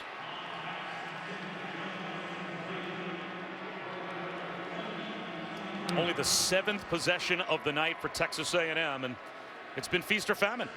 Well, Jay Bateman, again, North Carolina's defensive coordinator, said, you know, we want to get physical at the line of scrimmage. We want to kind of challenge them to be willing to push the ball downfield. I don't want to give them the 5-yard completions that Texas A&M has done so well this year, and I think the physicality by this secondary is paying off. Good job. You see Kellen Mond goes, okay, if you guys are going to play in one high, I got to run to the right leverage or get the ball out of my hands. There's a handoff to Devon Achane, and he is a speedster, a track star that blasts up the middle for 7 yards. That makes it 3rd down and 3.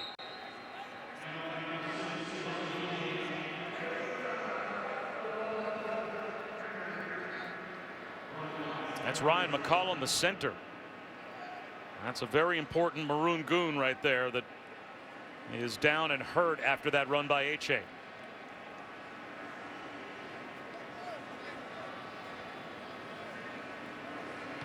An offensive line that coming into tonight had allowed 4 sacks and only allowed 3.8 tackles for loss per game this year.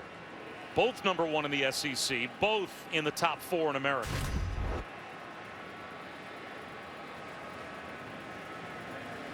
You're talking about an offensive line that's one of the best in America. Obviously a Joe Moore Award finalist group. And it's really those interior 3, Green, McCollum, and Hawker, are fantastic. They're all a really good group, but those 3 guys, the physicality, they're great working together. I've said this before about this offensive line, really good front side, fantastic on the backside in their run game. You certainly hope McCollum's okay, as he kind of looked like he got a little bit of a leg whip at the back end of that tackle. Here's the thing, when you got a great offensive line like they do, right? One, you never hurt your football team. You're very rarely in 2nd and 12s because of that. And then 2, it allows everybody else's strengths to kind of be magnified. You got a little bit more time as a quarterback to let those receivers win. Receivers got a little bit more time to win. Running backs, they're going to get to the line of scrimmage to make their cuts. And McCollum is such an important piece because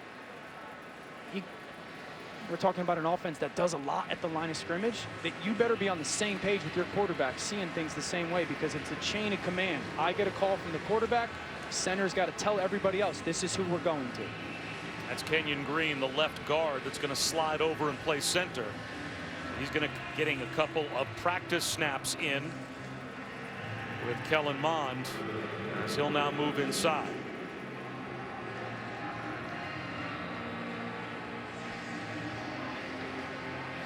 You would think if this is going to be a run play for Texas A&M, you would lean towards that left side. Hocker goes from the right guard to left guard. Layden Robinson, a freshman, comes in to play right guard. So you're thinking if we're going to run the football, it's going to be going to the left. Let's see how clean the snap is as well as Green takes over at center. Like he's been snapping it the whole game. Here comes a blitz off the edge. Tony Grimes after the quarterback, and he trips up Kellen Mond. Speed from the true freshman, and he gets Mond down for a 1-yard loss.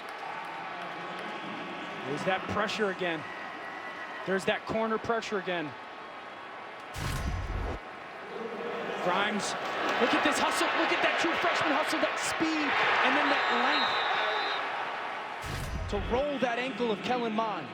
This is that pressure package. The corner comes, and you're thinking, I got my tailback wide open. You drop out and you cover it. That's the confusing part. This is what's happened is it's not just Kellen Mond isn't trusting what he sees. Everybody on the offense isn't trusting what they're seeing. Jay Bateman is kind of winning right now that cat and mouse game when it comes to play calling. As Newsome, the fair catch just inside the 25-yard line. A 3-point lead for Carolina in the Capital One Orange Bowl.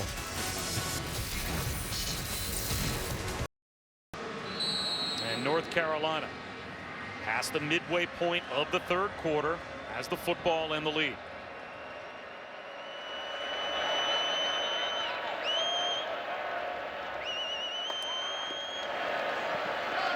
Brooks looking for a cutback lane and finding one. He's got 6 yards out to the 30. Brian George came up to help on the stop along with Jaden Peavy. I've been really impressed with British Brooks in 2 ways. One, the patience as a runner, and then when he sees that hole and commits, like you see a little bit of burst through that hole. It's really helped their run game.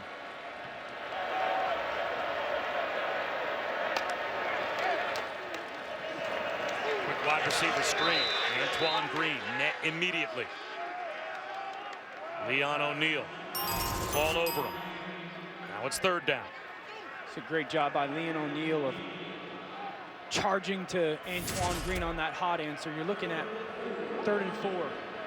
Okay, these 3rd and 4s and 3rd and 3s, we've been getting a ton of man coverage, and Phil Longo's been great with figuring out mesh, pick. This is where you think you want to get crossers, get that defense running side to side. Daz Newsome getting a one-on-one, 2-way go.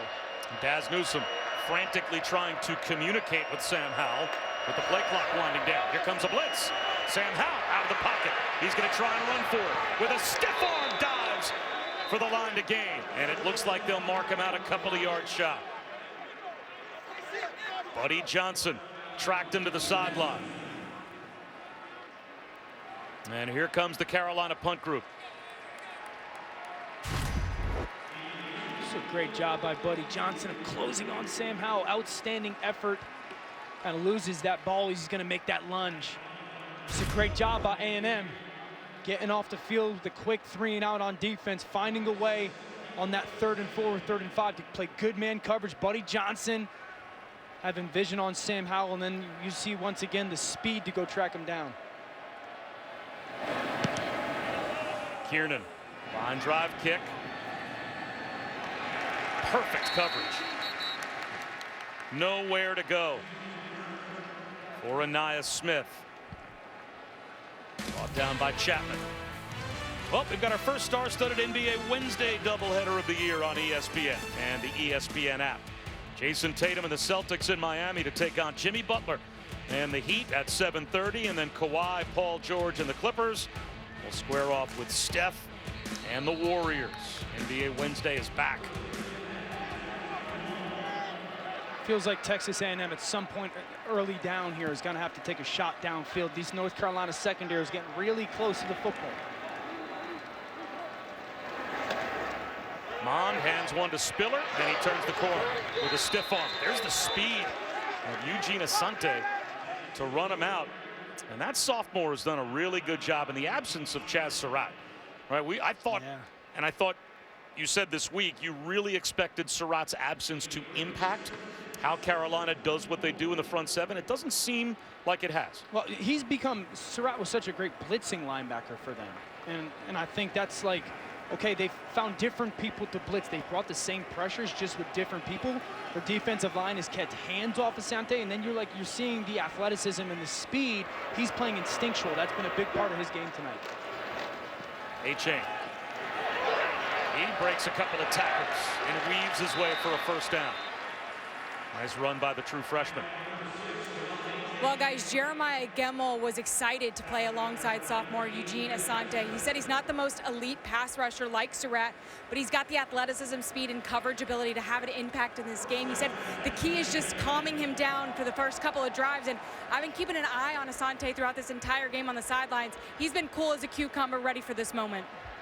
He was a running back in high school, according to Jay Bateman, who they put over on the defensive side as a senior. He said everybody was like, wow.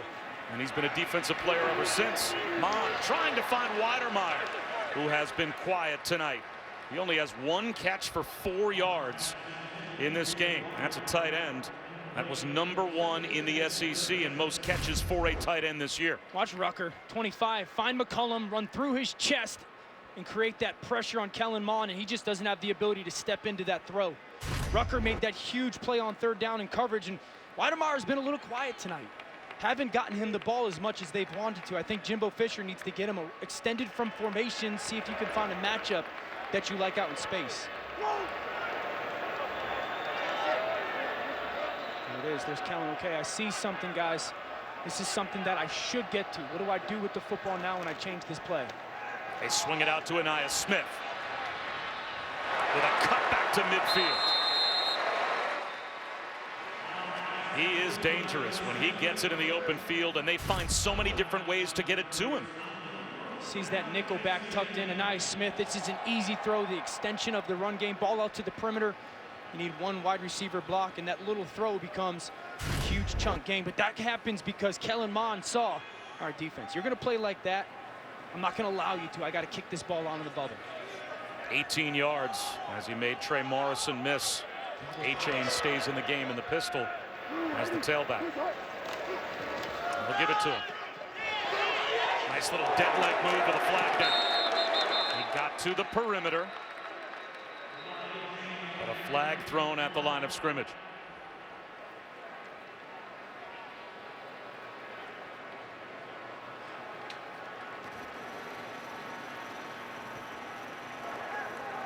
During the run, holding, offense, number 46. 10-yard penalty from the previous spot, first down. It's Ryan Rennick, the tight end. You're going to see it. It's a good call. He's going to get hands completely around on Evans. See the jersey pull right there. I feel like that's a little tough, right? You know, like, that's not an obvious one to me. Was it to you? Like, he tackled him. Yeah, but I felt like his hands were somewhat inside. You know? Somewhat inside what? Inside his jersey so he could tackle him? Good call. Here's the thing. This hurts an offense that can't get explosive. I can play 1st and 10 ball. I can't play 1st and 20 if I'm inexplosive as an offense. Well, you can if you get it to A-Chain in the open field. That got the penalty yardage back and then some. Gemmel made the stop, but that's a state champion in the 200 meters and the Texas Gatorade Boys Track and Field Athlete of the Year. So if he gets it, he's a blur, and he makes it 2nd down and 5. Picked up 15 yards. You stick with your run game right now if you're A&M. Getting a little push at the line of scrimmage. A-Chain makes the tackle of Asante and maybe picked up a half yard. Now it's 3rd down and a long 4.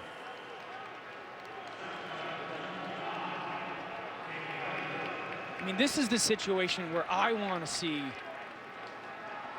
Weidermeyer and Aniyah Smith on opposite side of the field.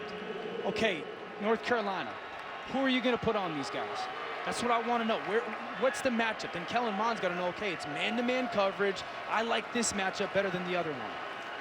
Well, Jimbo Fisher is thinking the same thing you are. Weidermeyer in the right slot, Anaya Smith in the left slot. And a jump in the neutral zone. On 3rd down and 5.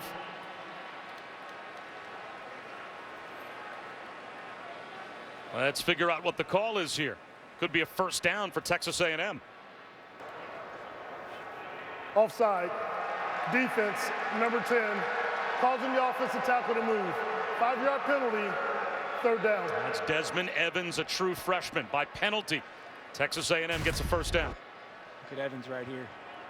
Now you're going to see 51 Vahasek move right there. And I think like that suddenness from that nose tackle forces Evans to move. All the offensive tackle has to do is react. That's all he has to do. If he reacts and you're in the neutral zone, offsides as the defender, then it's offsides on that defense. You better go cover him. Antenna has to be up as A-Chain empties the backfield. He's to the top of the screen. Mon looks over the middle instead. Now he comes back to the left to Anaya Smith. Lassoed down. One-on-one tackle by Kyler McMichael.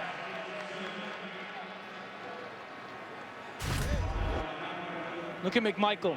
Drop. Converge. Be violent on the tackle. The secondary is playing good football tonight. They've been physical. They've played disciplined. Eyes on Kellen Mond, and when they've needed to tackle in space more often than not, they've done it. Looks like the final snap of the 3rd quarter. 2nd down and 7. And again, it's A-Chain on the field in the backfield to the right of Kellen Mond.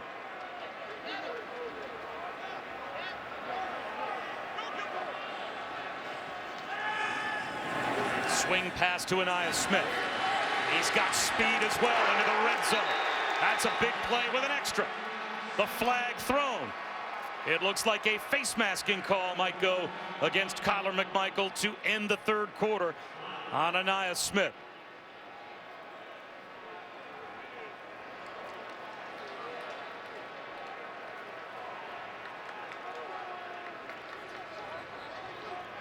Let's see, is it a horse collar tackle? Personal foul, horse collar tackle. It is. Defense number 1. That penalty will be enforced half the distance to the goal. Automatic first down. We will extend the 3rd quarter for 1 play.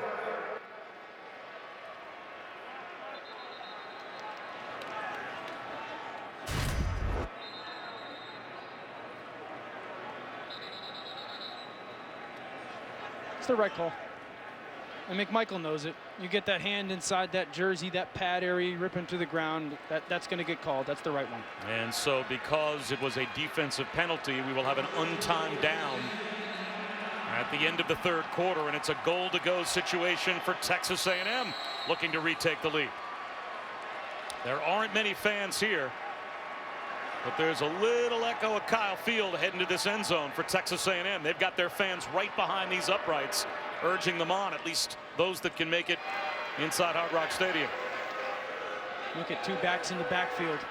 You got both A-Chain and Anaya Smith lined up in the backfield.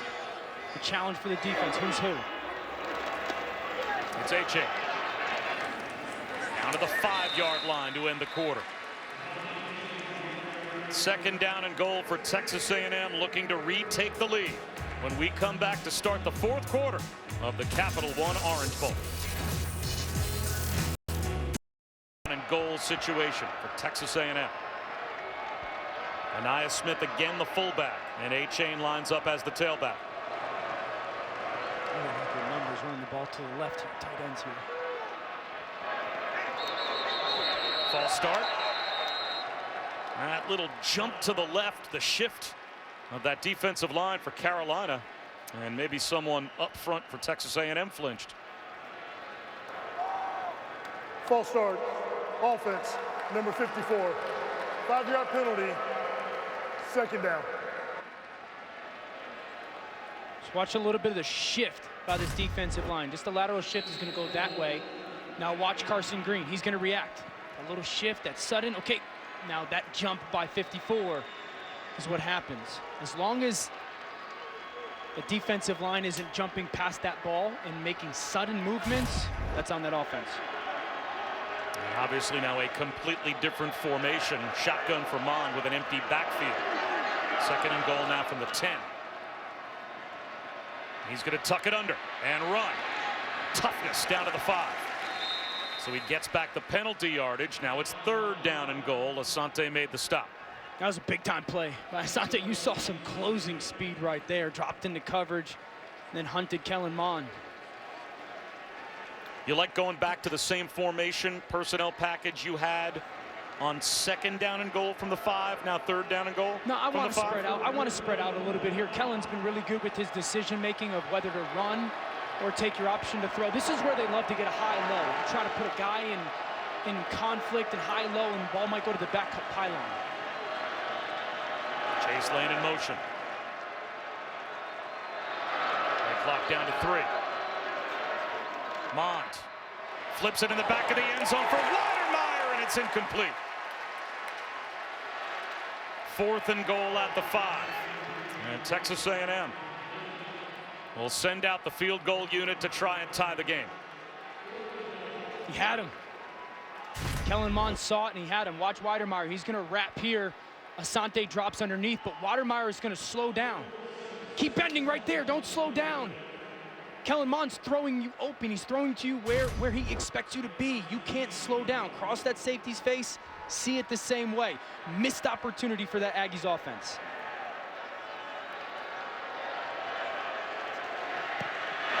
Chip shot for Seth Small. We are tied early in the 4th quarter at the Capital One Orange Bowl.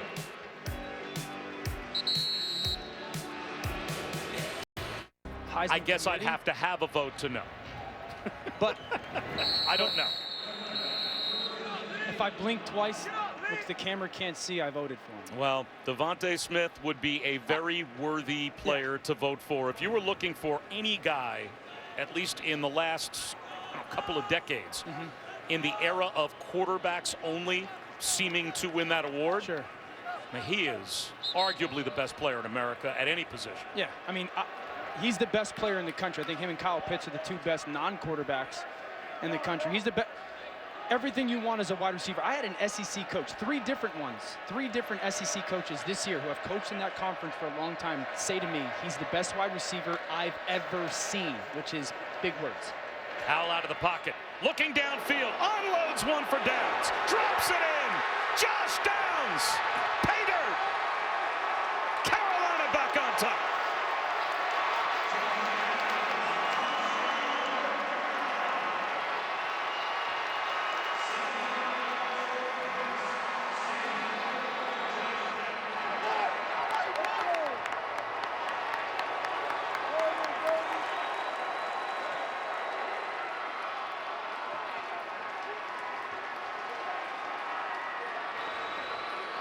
Opportunity. No question. Sometimes the absence of one player creates an opportunity for another. And De'Ami Brown normally is the big play receiver. Yep. It's just awesome to see a young man have the opportunity on a huge stage. And his athleticism, his talent kind of shows up. It's a great job by Sam Howell getting outside the pocket. Josh Downs sees it. Deep ball, makes the catch. Tar Heels take a lead in the 4th.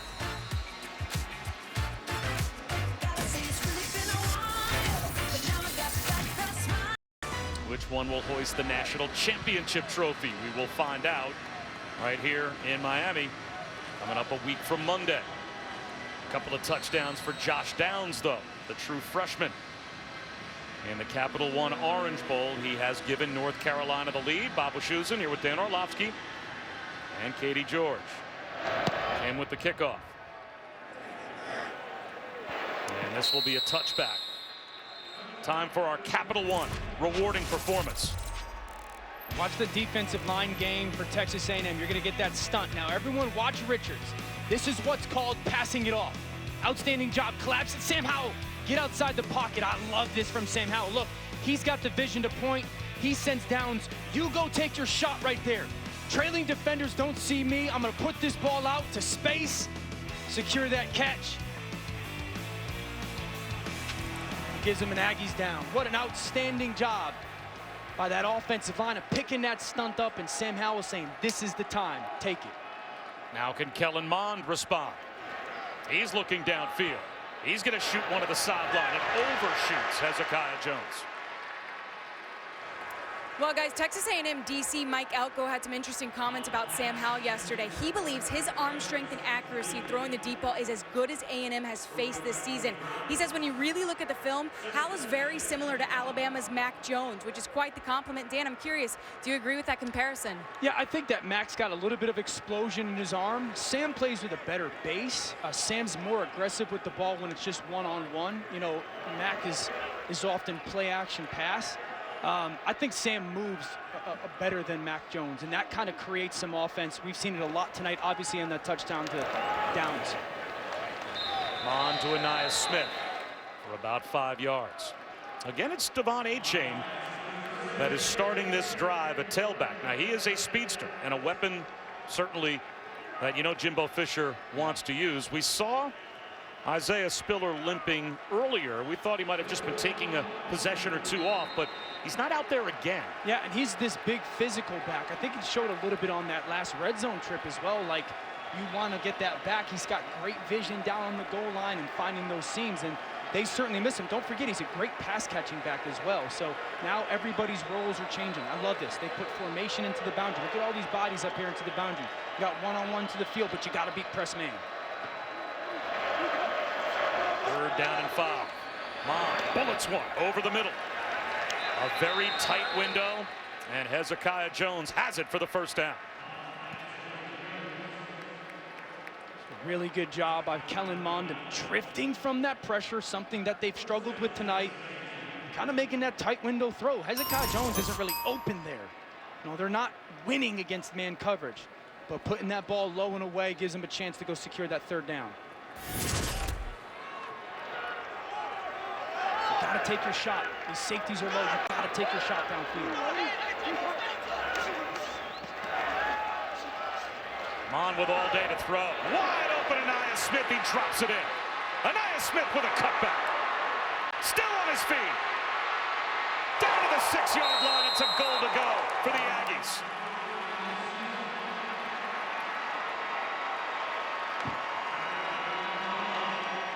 This is a beautiful job of play action. This is taking your shot. Watch the offensive line secure Kellen Mond. Now watch, pop. That Anaya Smith route right from that right side of that screen. Sailed on that crosser. And then snap it back outside. Conley just no match, and then the ability to make those plays after the catch. Such a special player. I love taking that shot in that Texas A&M offense. You can see Spiller over on the sideline walking with a limp, so he is not right. And that is Devon A-Chain as the tailback once again. He takes the handoff. He just pushed the pile down inside the 5 to about the 2.5. It'll be second down and goal. This is really when the eye discipline of your defense has got to show up. We've seen a lot of pound-it run game down here for Texas A&M. Jimbo Fisher bringing extra bodies in. Do not be surprised if you see a little bit of a pop pass or hard ball play action, trying to just wrap somebody behind a defensive player that commits to buying on that run. And now it's the big 250-pound fullback Hagan Baldry in front of A-Chain. A-Chain is waffled at the line of scrimmage by the Hustle.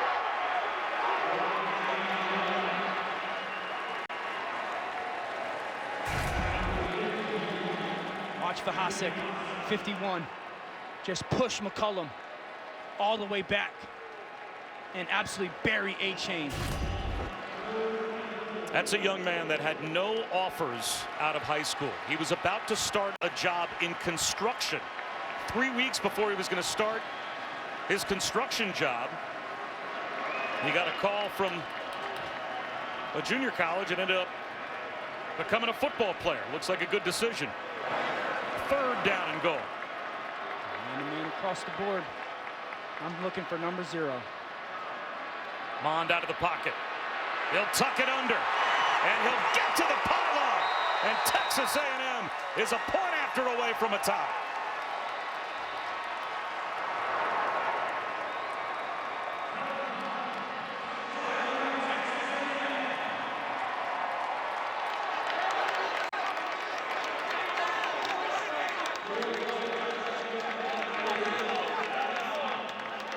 Big time by Kellen Mond. And 93 touchdowns responsible for in the career of Kellen Mond. Tied for first in Texas A&M history with Johnny Manziel.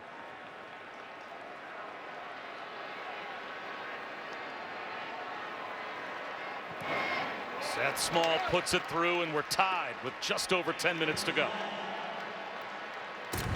It's a great drive by this Texas A&M offense. Then Kellen Mond realizing no one's got me.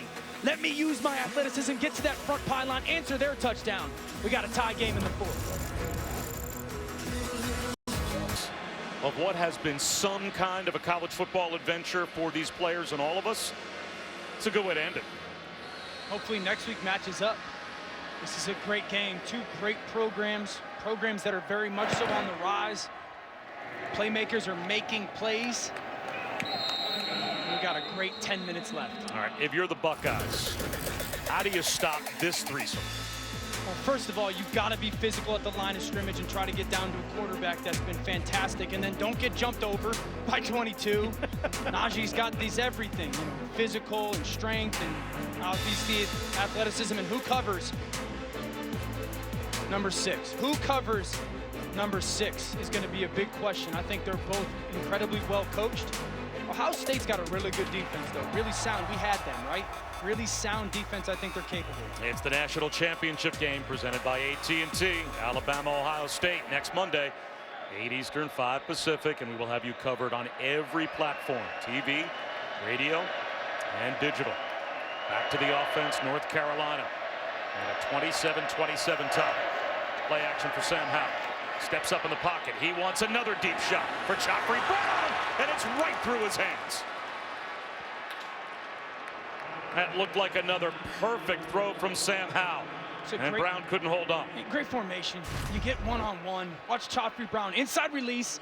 Now stem vertical. Stack that defensive back. It's an absolute perfect throw by Sam Howell, and he just doesn't watch it in. Watch, his head doesn't follow. His head's late. Elbows separated. That's okay. He's going to have to come back to him. You're Sam Howell. You're going, okay, I move on. I'm going to have to make sure that I trust him to make the play if I have to go to him again. Blitz off the edge. Howell has it knocked down. Antonio Johnson came on that nickel corner blitz and got the pass deflected. 3rd down and 10. Watch Johnson, left side of the screen. Howell's trying to get that ball out to Josh Henderson, and it's a great job of Antonio Johnson realizing not getting home, get my hands up. 1, you got to be paying attention to Sam Howell's legs. 2, watch the offensive line. Are we going to be able to protect all the moving parts? Don't get overwhelmed, communicate great, and then find a one-on-one. It's another blitz coming. As Newsome on the wide receiver screen. He's bottled up. He's thrown down. And it's going to be a 3-and-out for North Carolina. Andre White made the stop.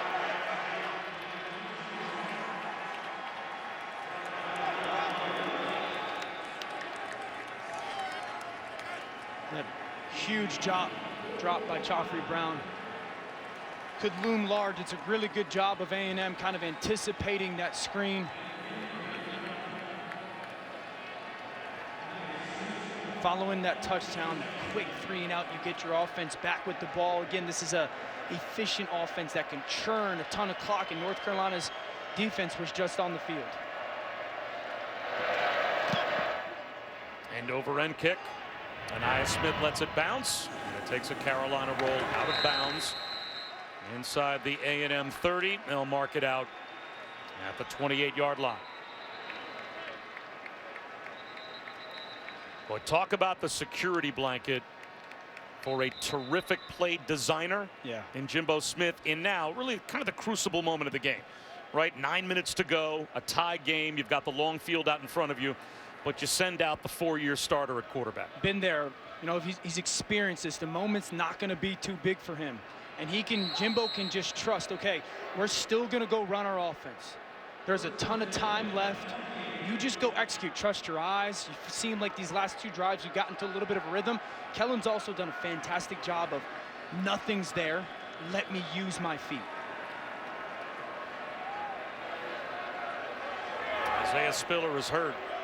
And he is still over on the sideline. A-chain the tail back to the left of Mond. Play action. Kellen Mond under pressure. Forces one to the sideline looking for Weidermeyer.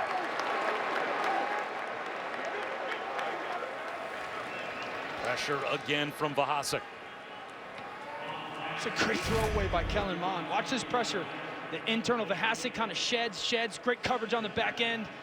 And just that ability to get the ball away by Kellen Mond. I mean, that's a save of 5 or 6 yards. I call those hidden yards. You know, 2nd and 15, 2nd and 16, it's brutal. 2nd and 10, we got a chance because of the efficiency that we have on 3rd down. Looked like A-Chain was open. Should he have seen the check down there? Well, I think like Kellen's going through that read of 1, 2 to 3 to 4, and check downs with man coverage are dangerous because there's always a defender lurking. A-Chain tries to get outside. It's a cutback crease. And he picks up 4 yards. So here's a big play as we approach the midway point of the fourth quarter. It is going to be 3rd down and 6. So North Carolina tonight has kind of won some of these downs with the pressure. They've brought pressure and they've dropped somebody into the easy answer. If you're Jimbo Fisher, can you get into a bunch concept or a trips concept? And hey, Kellen Mond, make sure we take our time, use our cadence, figure out where the pressure's coming from, and then get a concept running away from people. There you go. Look at on the line of scrimmage. Here comes that blitz. Gets picked up. Mond over the middle. Into traffic, and Tony Grimes almost had a pick. Hezekiah Jones and Jalen Weidermeyer were right on top of each other. I can't believe that's not a route mistake by one or the other. Getting squeezed in man coverage. First of all, it's a beautiful pickup by A-Chain right here. Bop! And then look at those receivers too close to each other. That single receiver, Grimes. You see Grimes drop that pick. He squeezes that guy so far down, playing physical man coverage that the spacing disparity is not there. That's why they both kind of snap their routes off.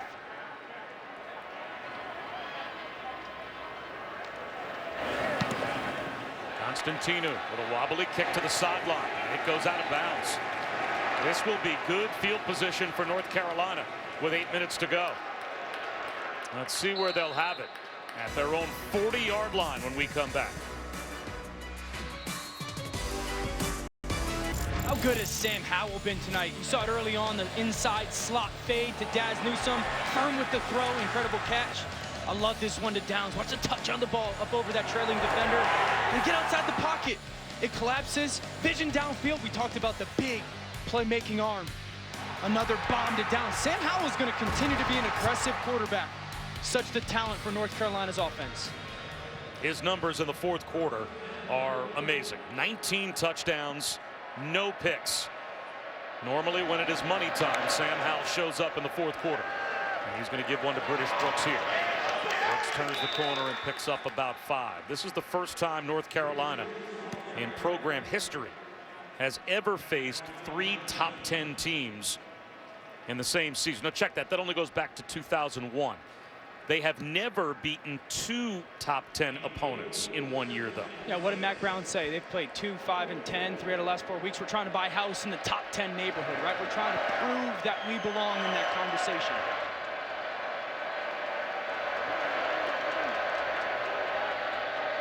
Spread receivers down to the bottom of the screen. That space that's created. Foul off play action. He's going to look deep again for Daz Newsome, just off his fingertips. Flag down in the offensive backfield. And they're helping Howell up.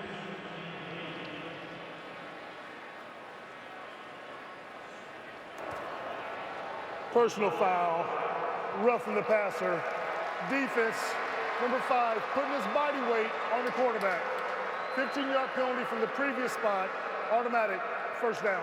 So Bobby Brown lands on Sam Howell on the rush, and it costs A&M 15 yards. I'm not sure what he's supposed to do. Listen, it's a big hit by DeMarvin Leal. I'm an ex-quarterback. I hate that call. It's a good hit. Well, the call wasn't on Leal for the hit. The call was on Bobby Brown for landing on the quarterback, but he's engaged with a blocker. Exactly. I'm not sure what he's supposed to do. That's an almost impossible penalty to avoid. A wide receiver screen to Josh Downs, and he is met. Amani Richardson comes up and gets a tackle for loss. It's a great tackle in space. We've seen a lot of shots downfield in this fourth quarter from North Carolina's offense. They're putting those receivers really all the way to the boundary. And okay, if you're going to create the space and give us the one-on-ones, we're going to take those shots. And in terms of the hidden yardage in the game, that personal foul on Texas A&M was the 4th on their defense tonight. They wanted the trick play. It wasn't there. British Brooks cuts it back. British Brooks was going to look for Daz Newsome, and he was going to try to flip it to Daz Newsome on the reverse, and Texas A&M blew it up.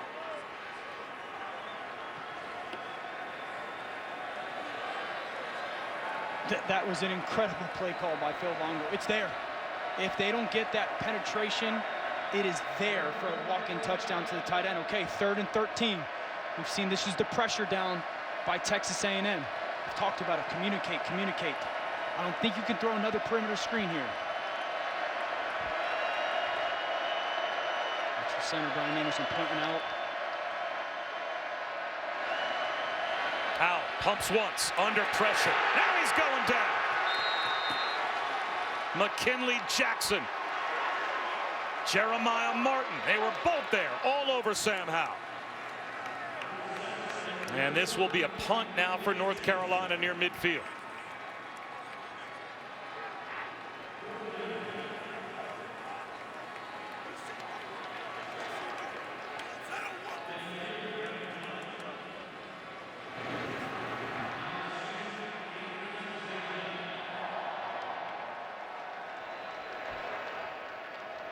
And Ben Kiernan pinned Texas A&M deep. It's a rugby-style kick, and he is buying plenty of time before he pooches it. And Anaya Smith with a fair catch at the 13-yard line. Almost looked like he might take off and run with it. Let's look at this blitz package though on 3rd down. Okay, this is O'Neal. Watch this shallow cross. He's got vision right there. He's got to go from that backside safety all the way to the shallow cross because of the blitz package. Pick up number 3. Sam Howell wants to throw it to him. He's taken. That is really good discipline by Leon O'Neal of understanding I got to go from one side of the field all the way to number 3 with that back removing out of the backfield, and you get off that field. That's really good job of communication on the back end from A&M's defense. 5 minutes and 7 seconds to go. Texas A&M and North Carolina each with only 1 timeout left in a tie game. What a Capital One Orange Bowl this has been. The senior quarterback back to work. And he gives it to the true freshman running back. H.A. picks up a couple on the dive forward. Eugene Asante grabbed him around the ankles. It'll be 2nd down and 8. I love the patience by Jimbo Fisher in this offense. Very little panic. You see college offenses just go into panic mode right now. Okay, we got to do something crazy. Like, continue to do what you do well. Run your offense. Get into your formations. Trust your quarterback to get you in and out of the right plays. Here comes a blitz. They'll swing it out to A-Chain. Speed to the sideline. Very close to a 1st down. He's got it. And I think now for Jimbo Fisher, with that 1st down conversion, the mindset goes, we're either going into overtime or winning this game, right? Your goal is to just churn out this 4 minutes plus. And you're either going into overtime or we're going to try to get a kick to win the game unless that touchdown happens. But this is that long game-ending, season-ending, bowl-ending drive that they've become accustomed to throughout the regular season.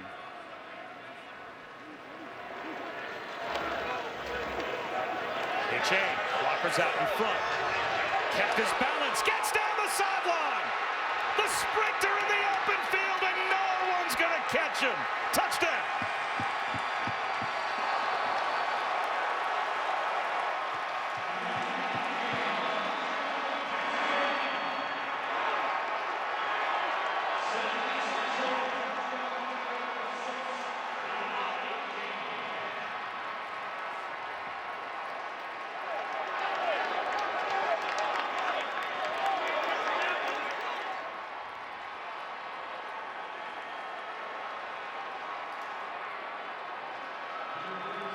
Dan, we have been talking all night about opportunity for the players on the North Carolina side with opt-outs and young players getting a chance to play.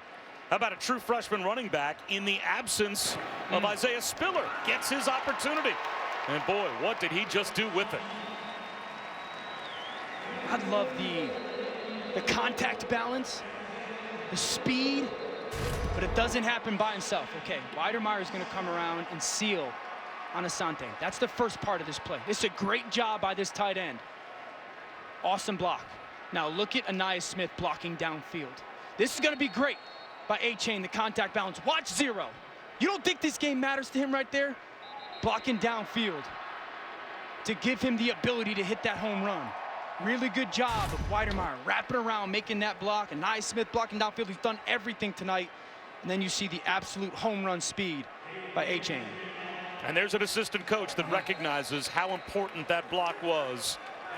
There are as many pats on the back over on that A&M sideline for the blocks as they are for the touchdown run. But there's a lot of time still on the clock for Mr. Fourth Quarter. Sam Howell about to get the football back. He's got 3:44 to go. Let's watch this angle for Weidermeyer on this pull block. Watch him, follow him, okay. Vision, vision, vision. Asante shows, bop! I mean, you talk about the ability to do both. Pass catch. Look at that balance by A-Chain, the contact. And then that home run speed. That run had a little bit of everything. Really good blocking. Look at everyone knows it. That run was because of you. So often, it's a great run by the back, but it takes everybody to bust those. And our graphic was incorrect. Each team does have their timeouts left, so a lot can happen in this last 3:44. They'll start with British Brooks. And a good run to begin for Brooks. He's out of bounds at the 33, maybe the 34-yard line. That's a 9-yard pickup on first down after we just had our 4th lead change of the game. It's really going to be interesting to watch this A&M defense, right? Mike Elko, are you going to continue to put those corners on islands? The ball's been over your head 3 times for drops. Or are you going to make them methodically go down the field and not give them the chunk throws and make the quarterback play patient football?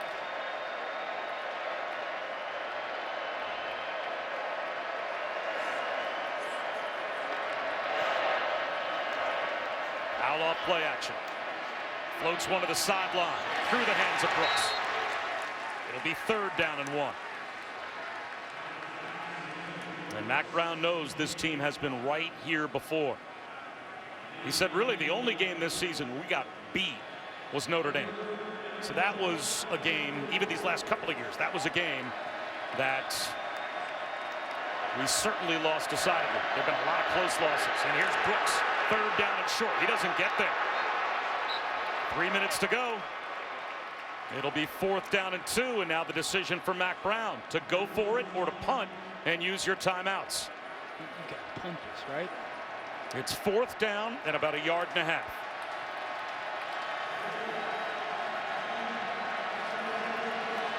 I mean, the only way you're going for this is if in your preparation, there's a call that you absolutely love in 4th and 2 situations. Zone read, quarterback run. Newsome in motion. Spinning, very close. Did Henderson get there? It looks like he's short. He will be marked down short. Texas A&M is about to take over on downs with 2:24 to go.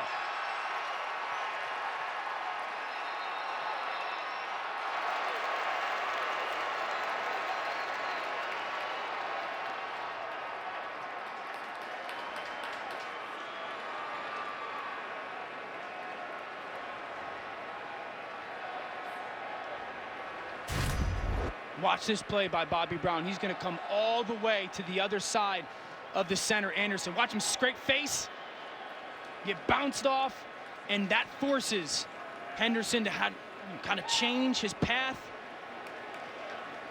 Finished by A&M's defense. He's well short of the line to gain. They're going to run the chains out, but this is a formality. I mean, where they put the football down, he's 1 yard short. This was not very close. And Texas A&M has the football with 2:24 to go.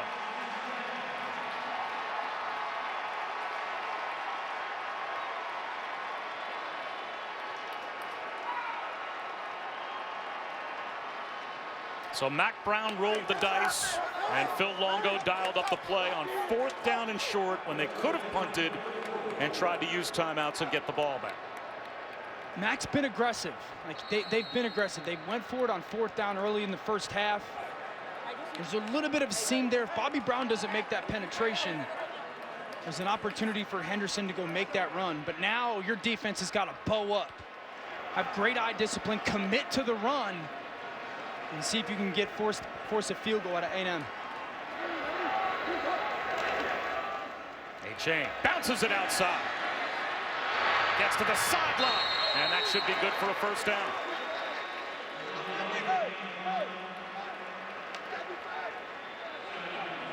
Bumped out by Tony Grimes.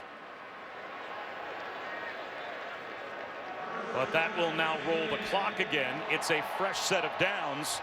And of course, a field goal here, even if now North Carolina gets a stop and they use their timeouts, a field goal makes it a 2-possession game. And that run took them from probably at best borderline field goal range to now comfortably inside the field goal range. You don't really snap this ball till you see 2 on the clock. Kellen Mond knows that. A-Chain. Another crease. Breaking tackles. Up, down to the 1-yard line.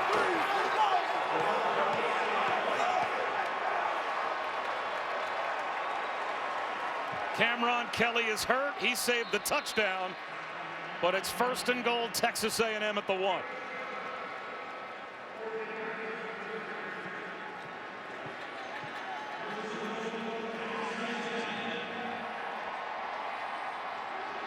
This offensive line is kind of just taking over. Watch the left side. Pass off. That's a great job again by Anaya Smith coming down on that safety. It's incredible effort by Cameron Kelly to sell out and make this tackle. But you talk about one of the best offensive lines in college football, kind of taking this game, certainly these last 2 drives, over.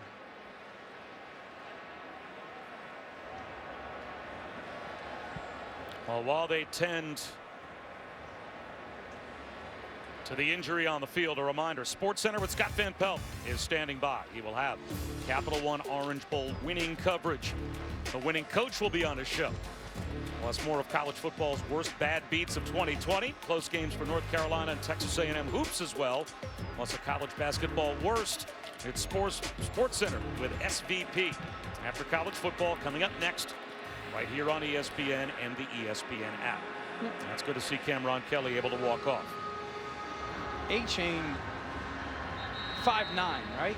But he's running hard he's 185 pounds, but for a guy that doesn't, I guess he's not known for his size. Like, he's bouncing off tackles. He's got great, keep calling it contact balance. He stepped in for Isaiah Spiller, and he's made some physical, tough runs.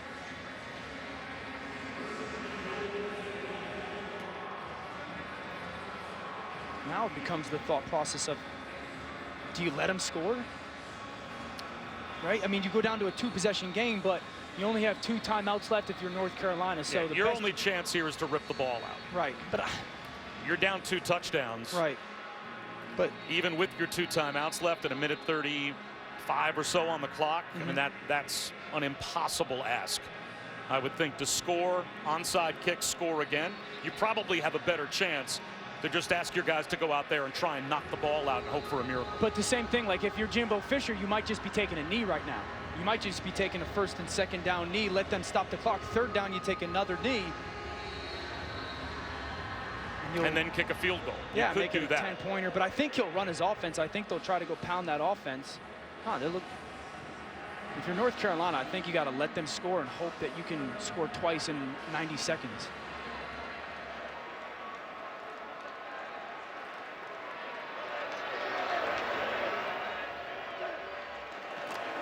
Run it with A-Chain, and he is in for the touchdown.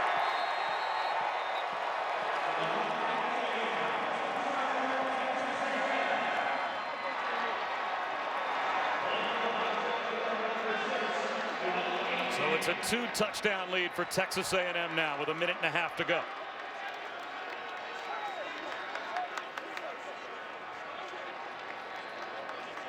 The leadership of Kellen Mond shows up with some clutch plays for the last 2 drives, and then that run game, that offensive line changes. Look at the push by the right side, the strain, and then again, don't dance. North and south, find that hole. Puts his head down, watch, puts his head down and just goes, I'm going. He's had an outstanding 4th quarter stepping in for Isaiah Spiller. It's a 14-point lead. Isaiah Spiller goes out with an injury, and a freshman, Devontae Chain, is given the opportunity by Jimbo Fisher to be the bell cow. And in the second half, boy, oh boy, has he answered that call. The go-ahead touchdown from 76 yards was the play of the game, but he's made other impact plays as well. And that guy congratulating right there, 0, Aniyah Smith, has been a big part of why he's popped some of those runs in this 4th. But his leadership, we talked about poise, don't panic, some clutch throws.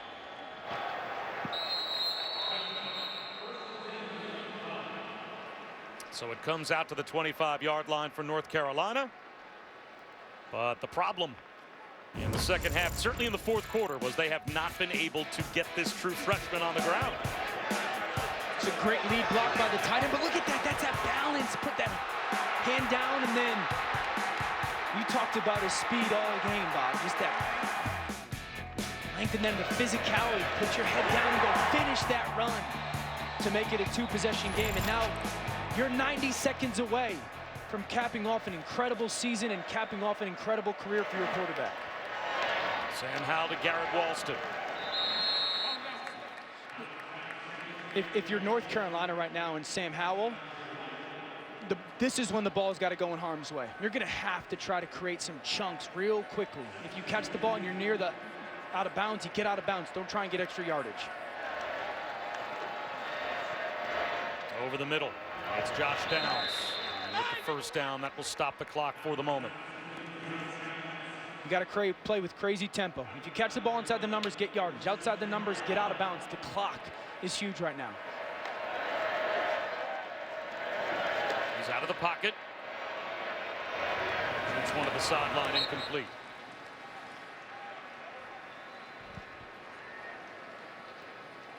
And if you're Texas A&M defensively, you're just making sure ball stays in front.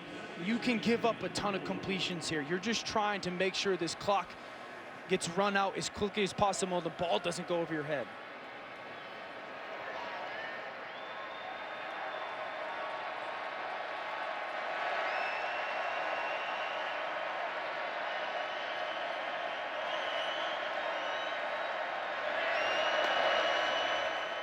Three-man rush. How? He will be sacked.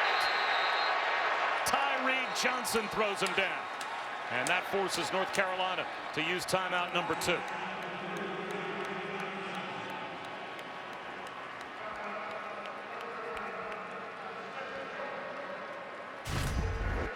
Watch the left side of the screen, Tyree Johnson, just speed. Just absolute speed around Richards, that left tackle. Forces North Carolina to use that last timeout. This defense is bowed up. When they've needed to, they've bowed up here late in this football game. Now, and their offense has 24 points in the 4th quarter. That's the most in an Orange Bowl since Oklahoma back in 1958. So when their offense was put in a spot where, you're right, Kellen Mond and the run game had to get it done, they got it done. I think like North Carolina's defense hung on, right? They played so well, and they hung on as long as they could, but that physicality kind of showed up for the A&M offense. And to be honest, like 2 drops for the North Carolina offense crushed them. We saw one to Chaufrey Brown and one to Daz Newsome that really hurt their offense in the 4th quarter. So needing 2 touchdowns with only 1 timeout left. Now extending the play. Somehow stays on his feet. Tyree Johnson couldn't bring him down at first. Now he gets another opportunity along with Andre White. And it's another Texas A&M sack.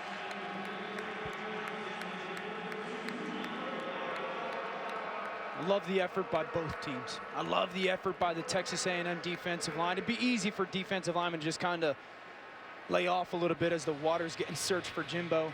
And then Sam Howell just not giving up.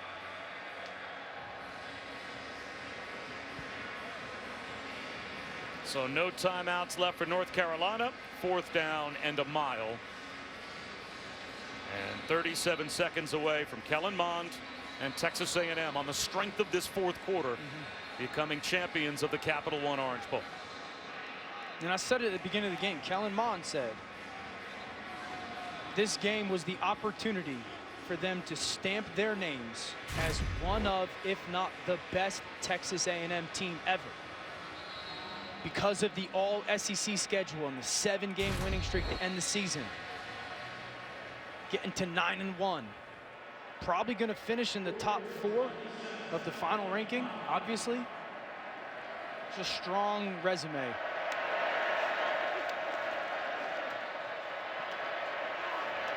Howell over the middle.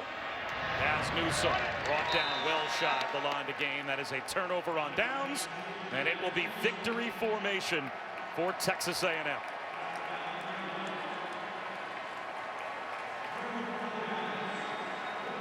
The clock continues to run, but it should have stopped about 10-12 seconds ago on the change of possession. Doesn't matter. Clock to 31 seconds.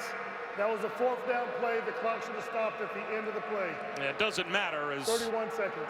North Carolina's out of timeouts, so it will be victory formation for Texas A&M. And you know, when we talked to Jimbo Fisher earlier this week, and the natural question, Katie George talked to him about it as well, how is your team going to respond?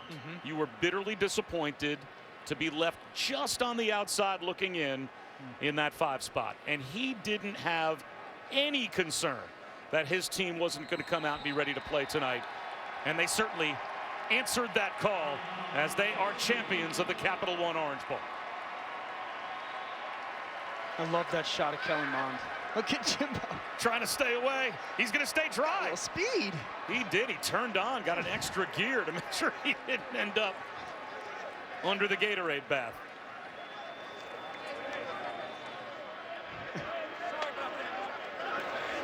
Trying to be respectful to Mac.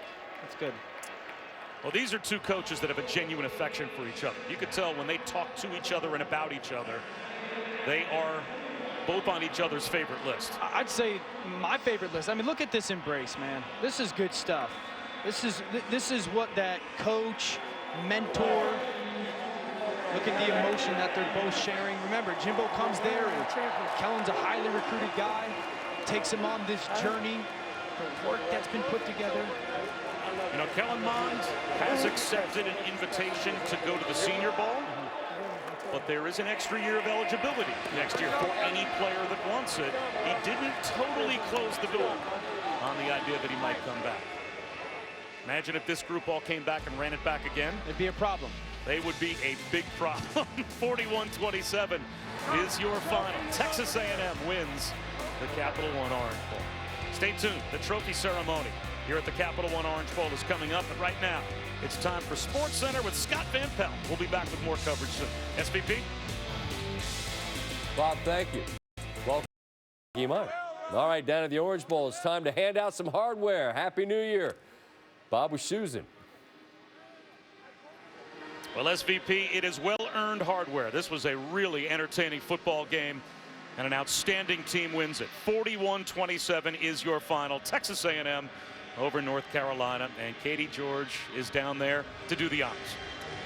Thank you, Bob. I appreciate it. I'd like to welcome you to the 2020 Capital One Orange Bowl trophy presentation, and a big congratulations to Texas A&M.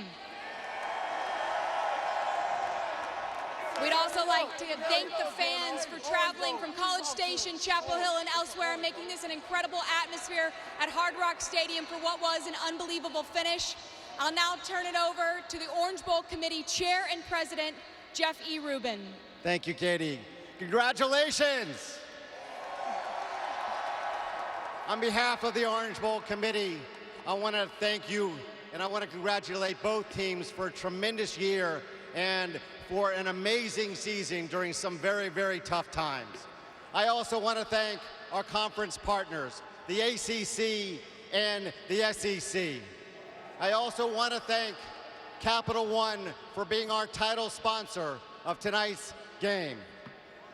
And with that, I would like to present the 87th Capital One Orange Bowl trophy to Texas A&M Aggies and Coach Jimbo Fisher. Congratulations. Thank you very much. First of all, I would like to say one thing. I say congratulations to North Carolina.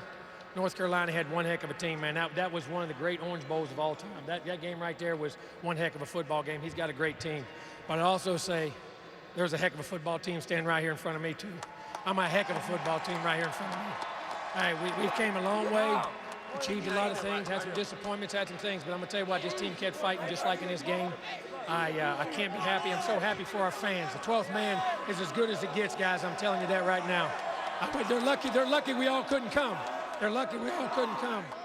But, you know, hey, there's some great things for what this team's accomplished, this senior class. I want to say son, thank you to this senior class, what it's achieved, what it's done, what it's came through, and really persevered and laid the groundwork for the future of this organization. But I'm going to tell you this, we ain't done yet. Jimbo, I have to ask, when's the last time you ran that fast to avoid a Gatorade shower? I tell you what, and I pulled my hamstring. Somebody in there is going to pay for that. I ran that fast in 25 years. Jimbo, you alluded to it earlier. A couple of weeks ago, your team felt it deserved to be in the top 4. Yep. In no way, shape, or form did they hang their heads or did they pout. How gratifying is it to win the Capital One Orange Bowl? I'm going to say this right now. There's a group of players right here that love each other, and I'm going to tell you, they were very disappointed.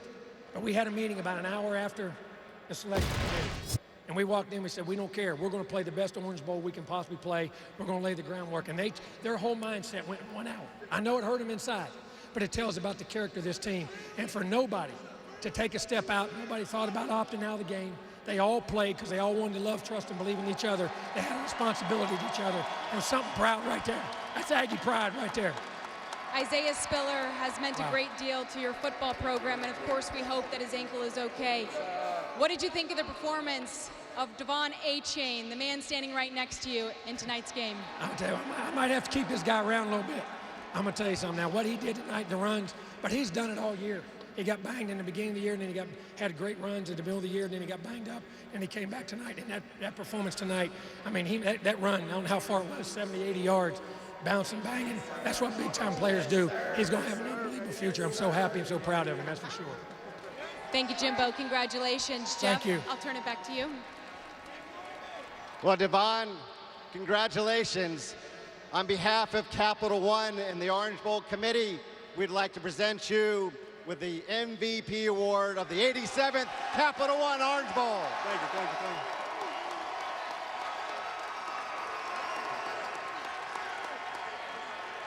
you. Devon, congratulations on being named the 2020 Capital One Orange Bowl MVP trophy winner.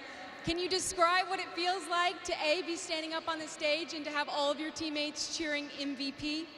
It feels amazing, you know. I just want to say I love all y'all boys, you know, especially my seniors. You know, I'm a miss my O-line. You know, I see y'all back there. I just say this was a great win for us. You know, we've been through a lot. So, you know, I just can't wait for next season to get back to the ground. What do you think it's been like for you and you've learned from playing alongside Isaiah Spiller as well as Anais Smith? I learned a lot from both of those guys. You know, when Isaiah was hurt today, I told him that I got his back. So, you know, he needed me today, and, you know, he was pushing me. He was on the sideline. He was more happy than I was. I'd be remiss if I didn't ask about your quarterback. What has Kellen Mond meant to this Texas A&M program? He meant a lot. You know, you can ask everybody, they love him. I love him. You know, I wish he could stand another year, you know, but I love him to death. Congratulations and enjoy. Thank you. Thank you guys so much. That concludes the 2020 Capital One Orange Bowl presentation. Congratulations, Aggies. Enjoy. A well-earned celebration for Texas A&M. That was Katie George. For Dan Orlovsky, I'm Bob Wischusen. Hopefully you enjoyed Capital One Orange Bowl. We certainly enjoyed bringing it to you. Time to go back to SportsCenter. Scott Van Pelt.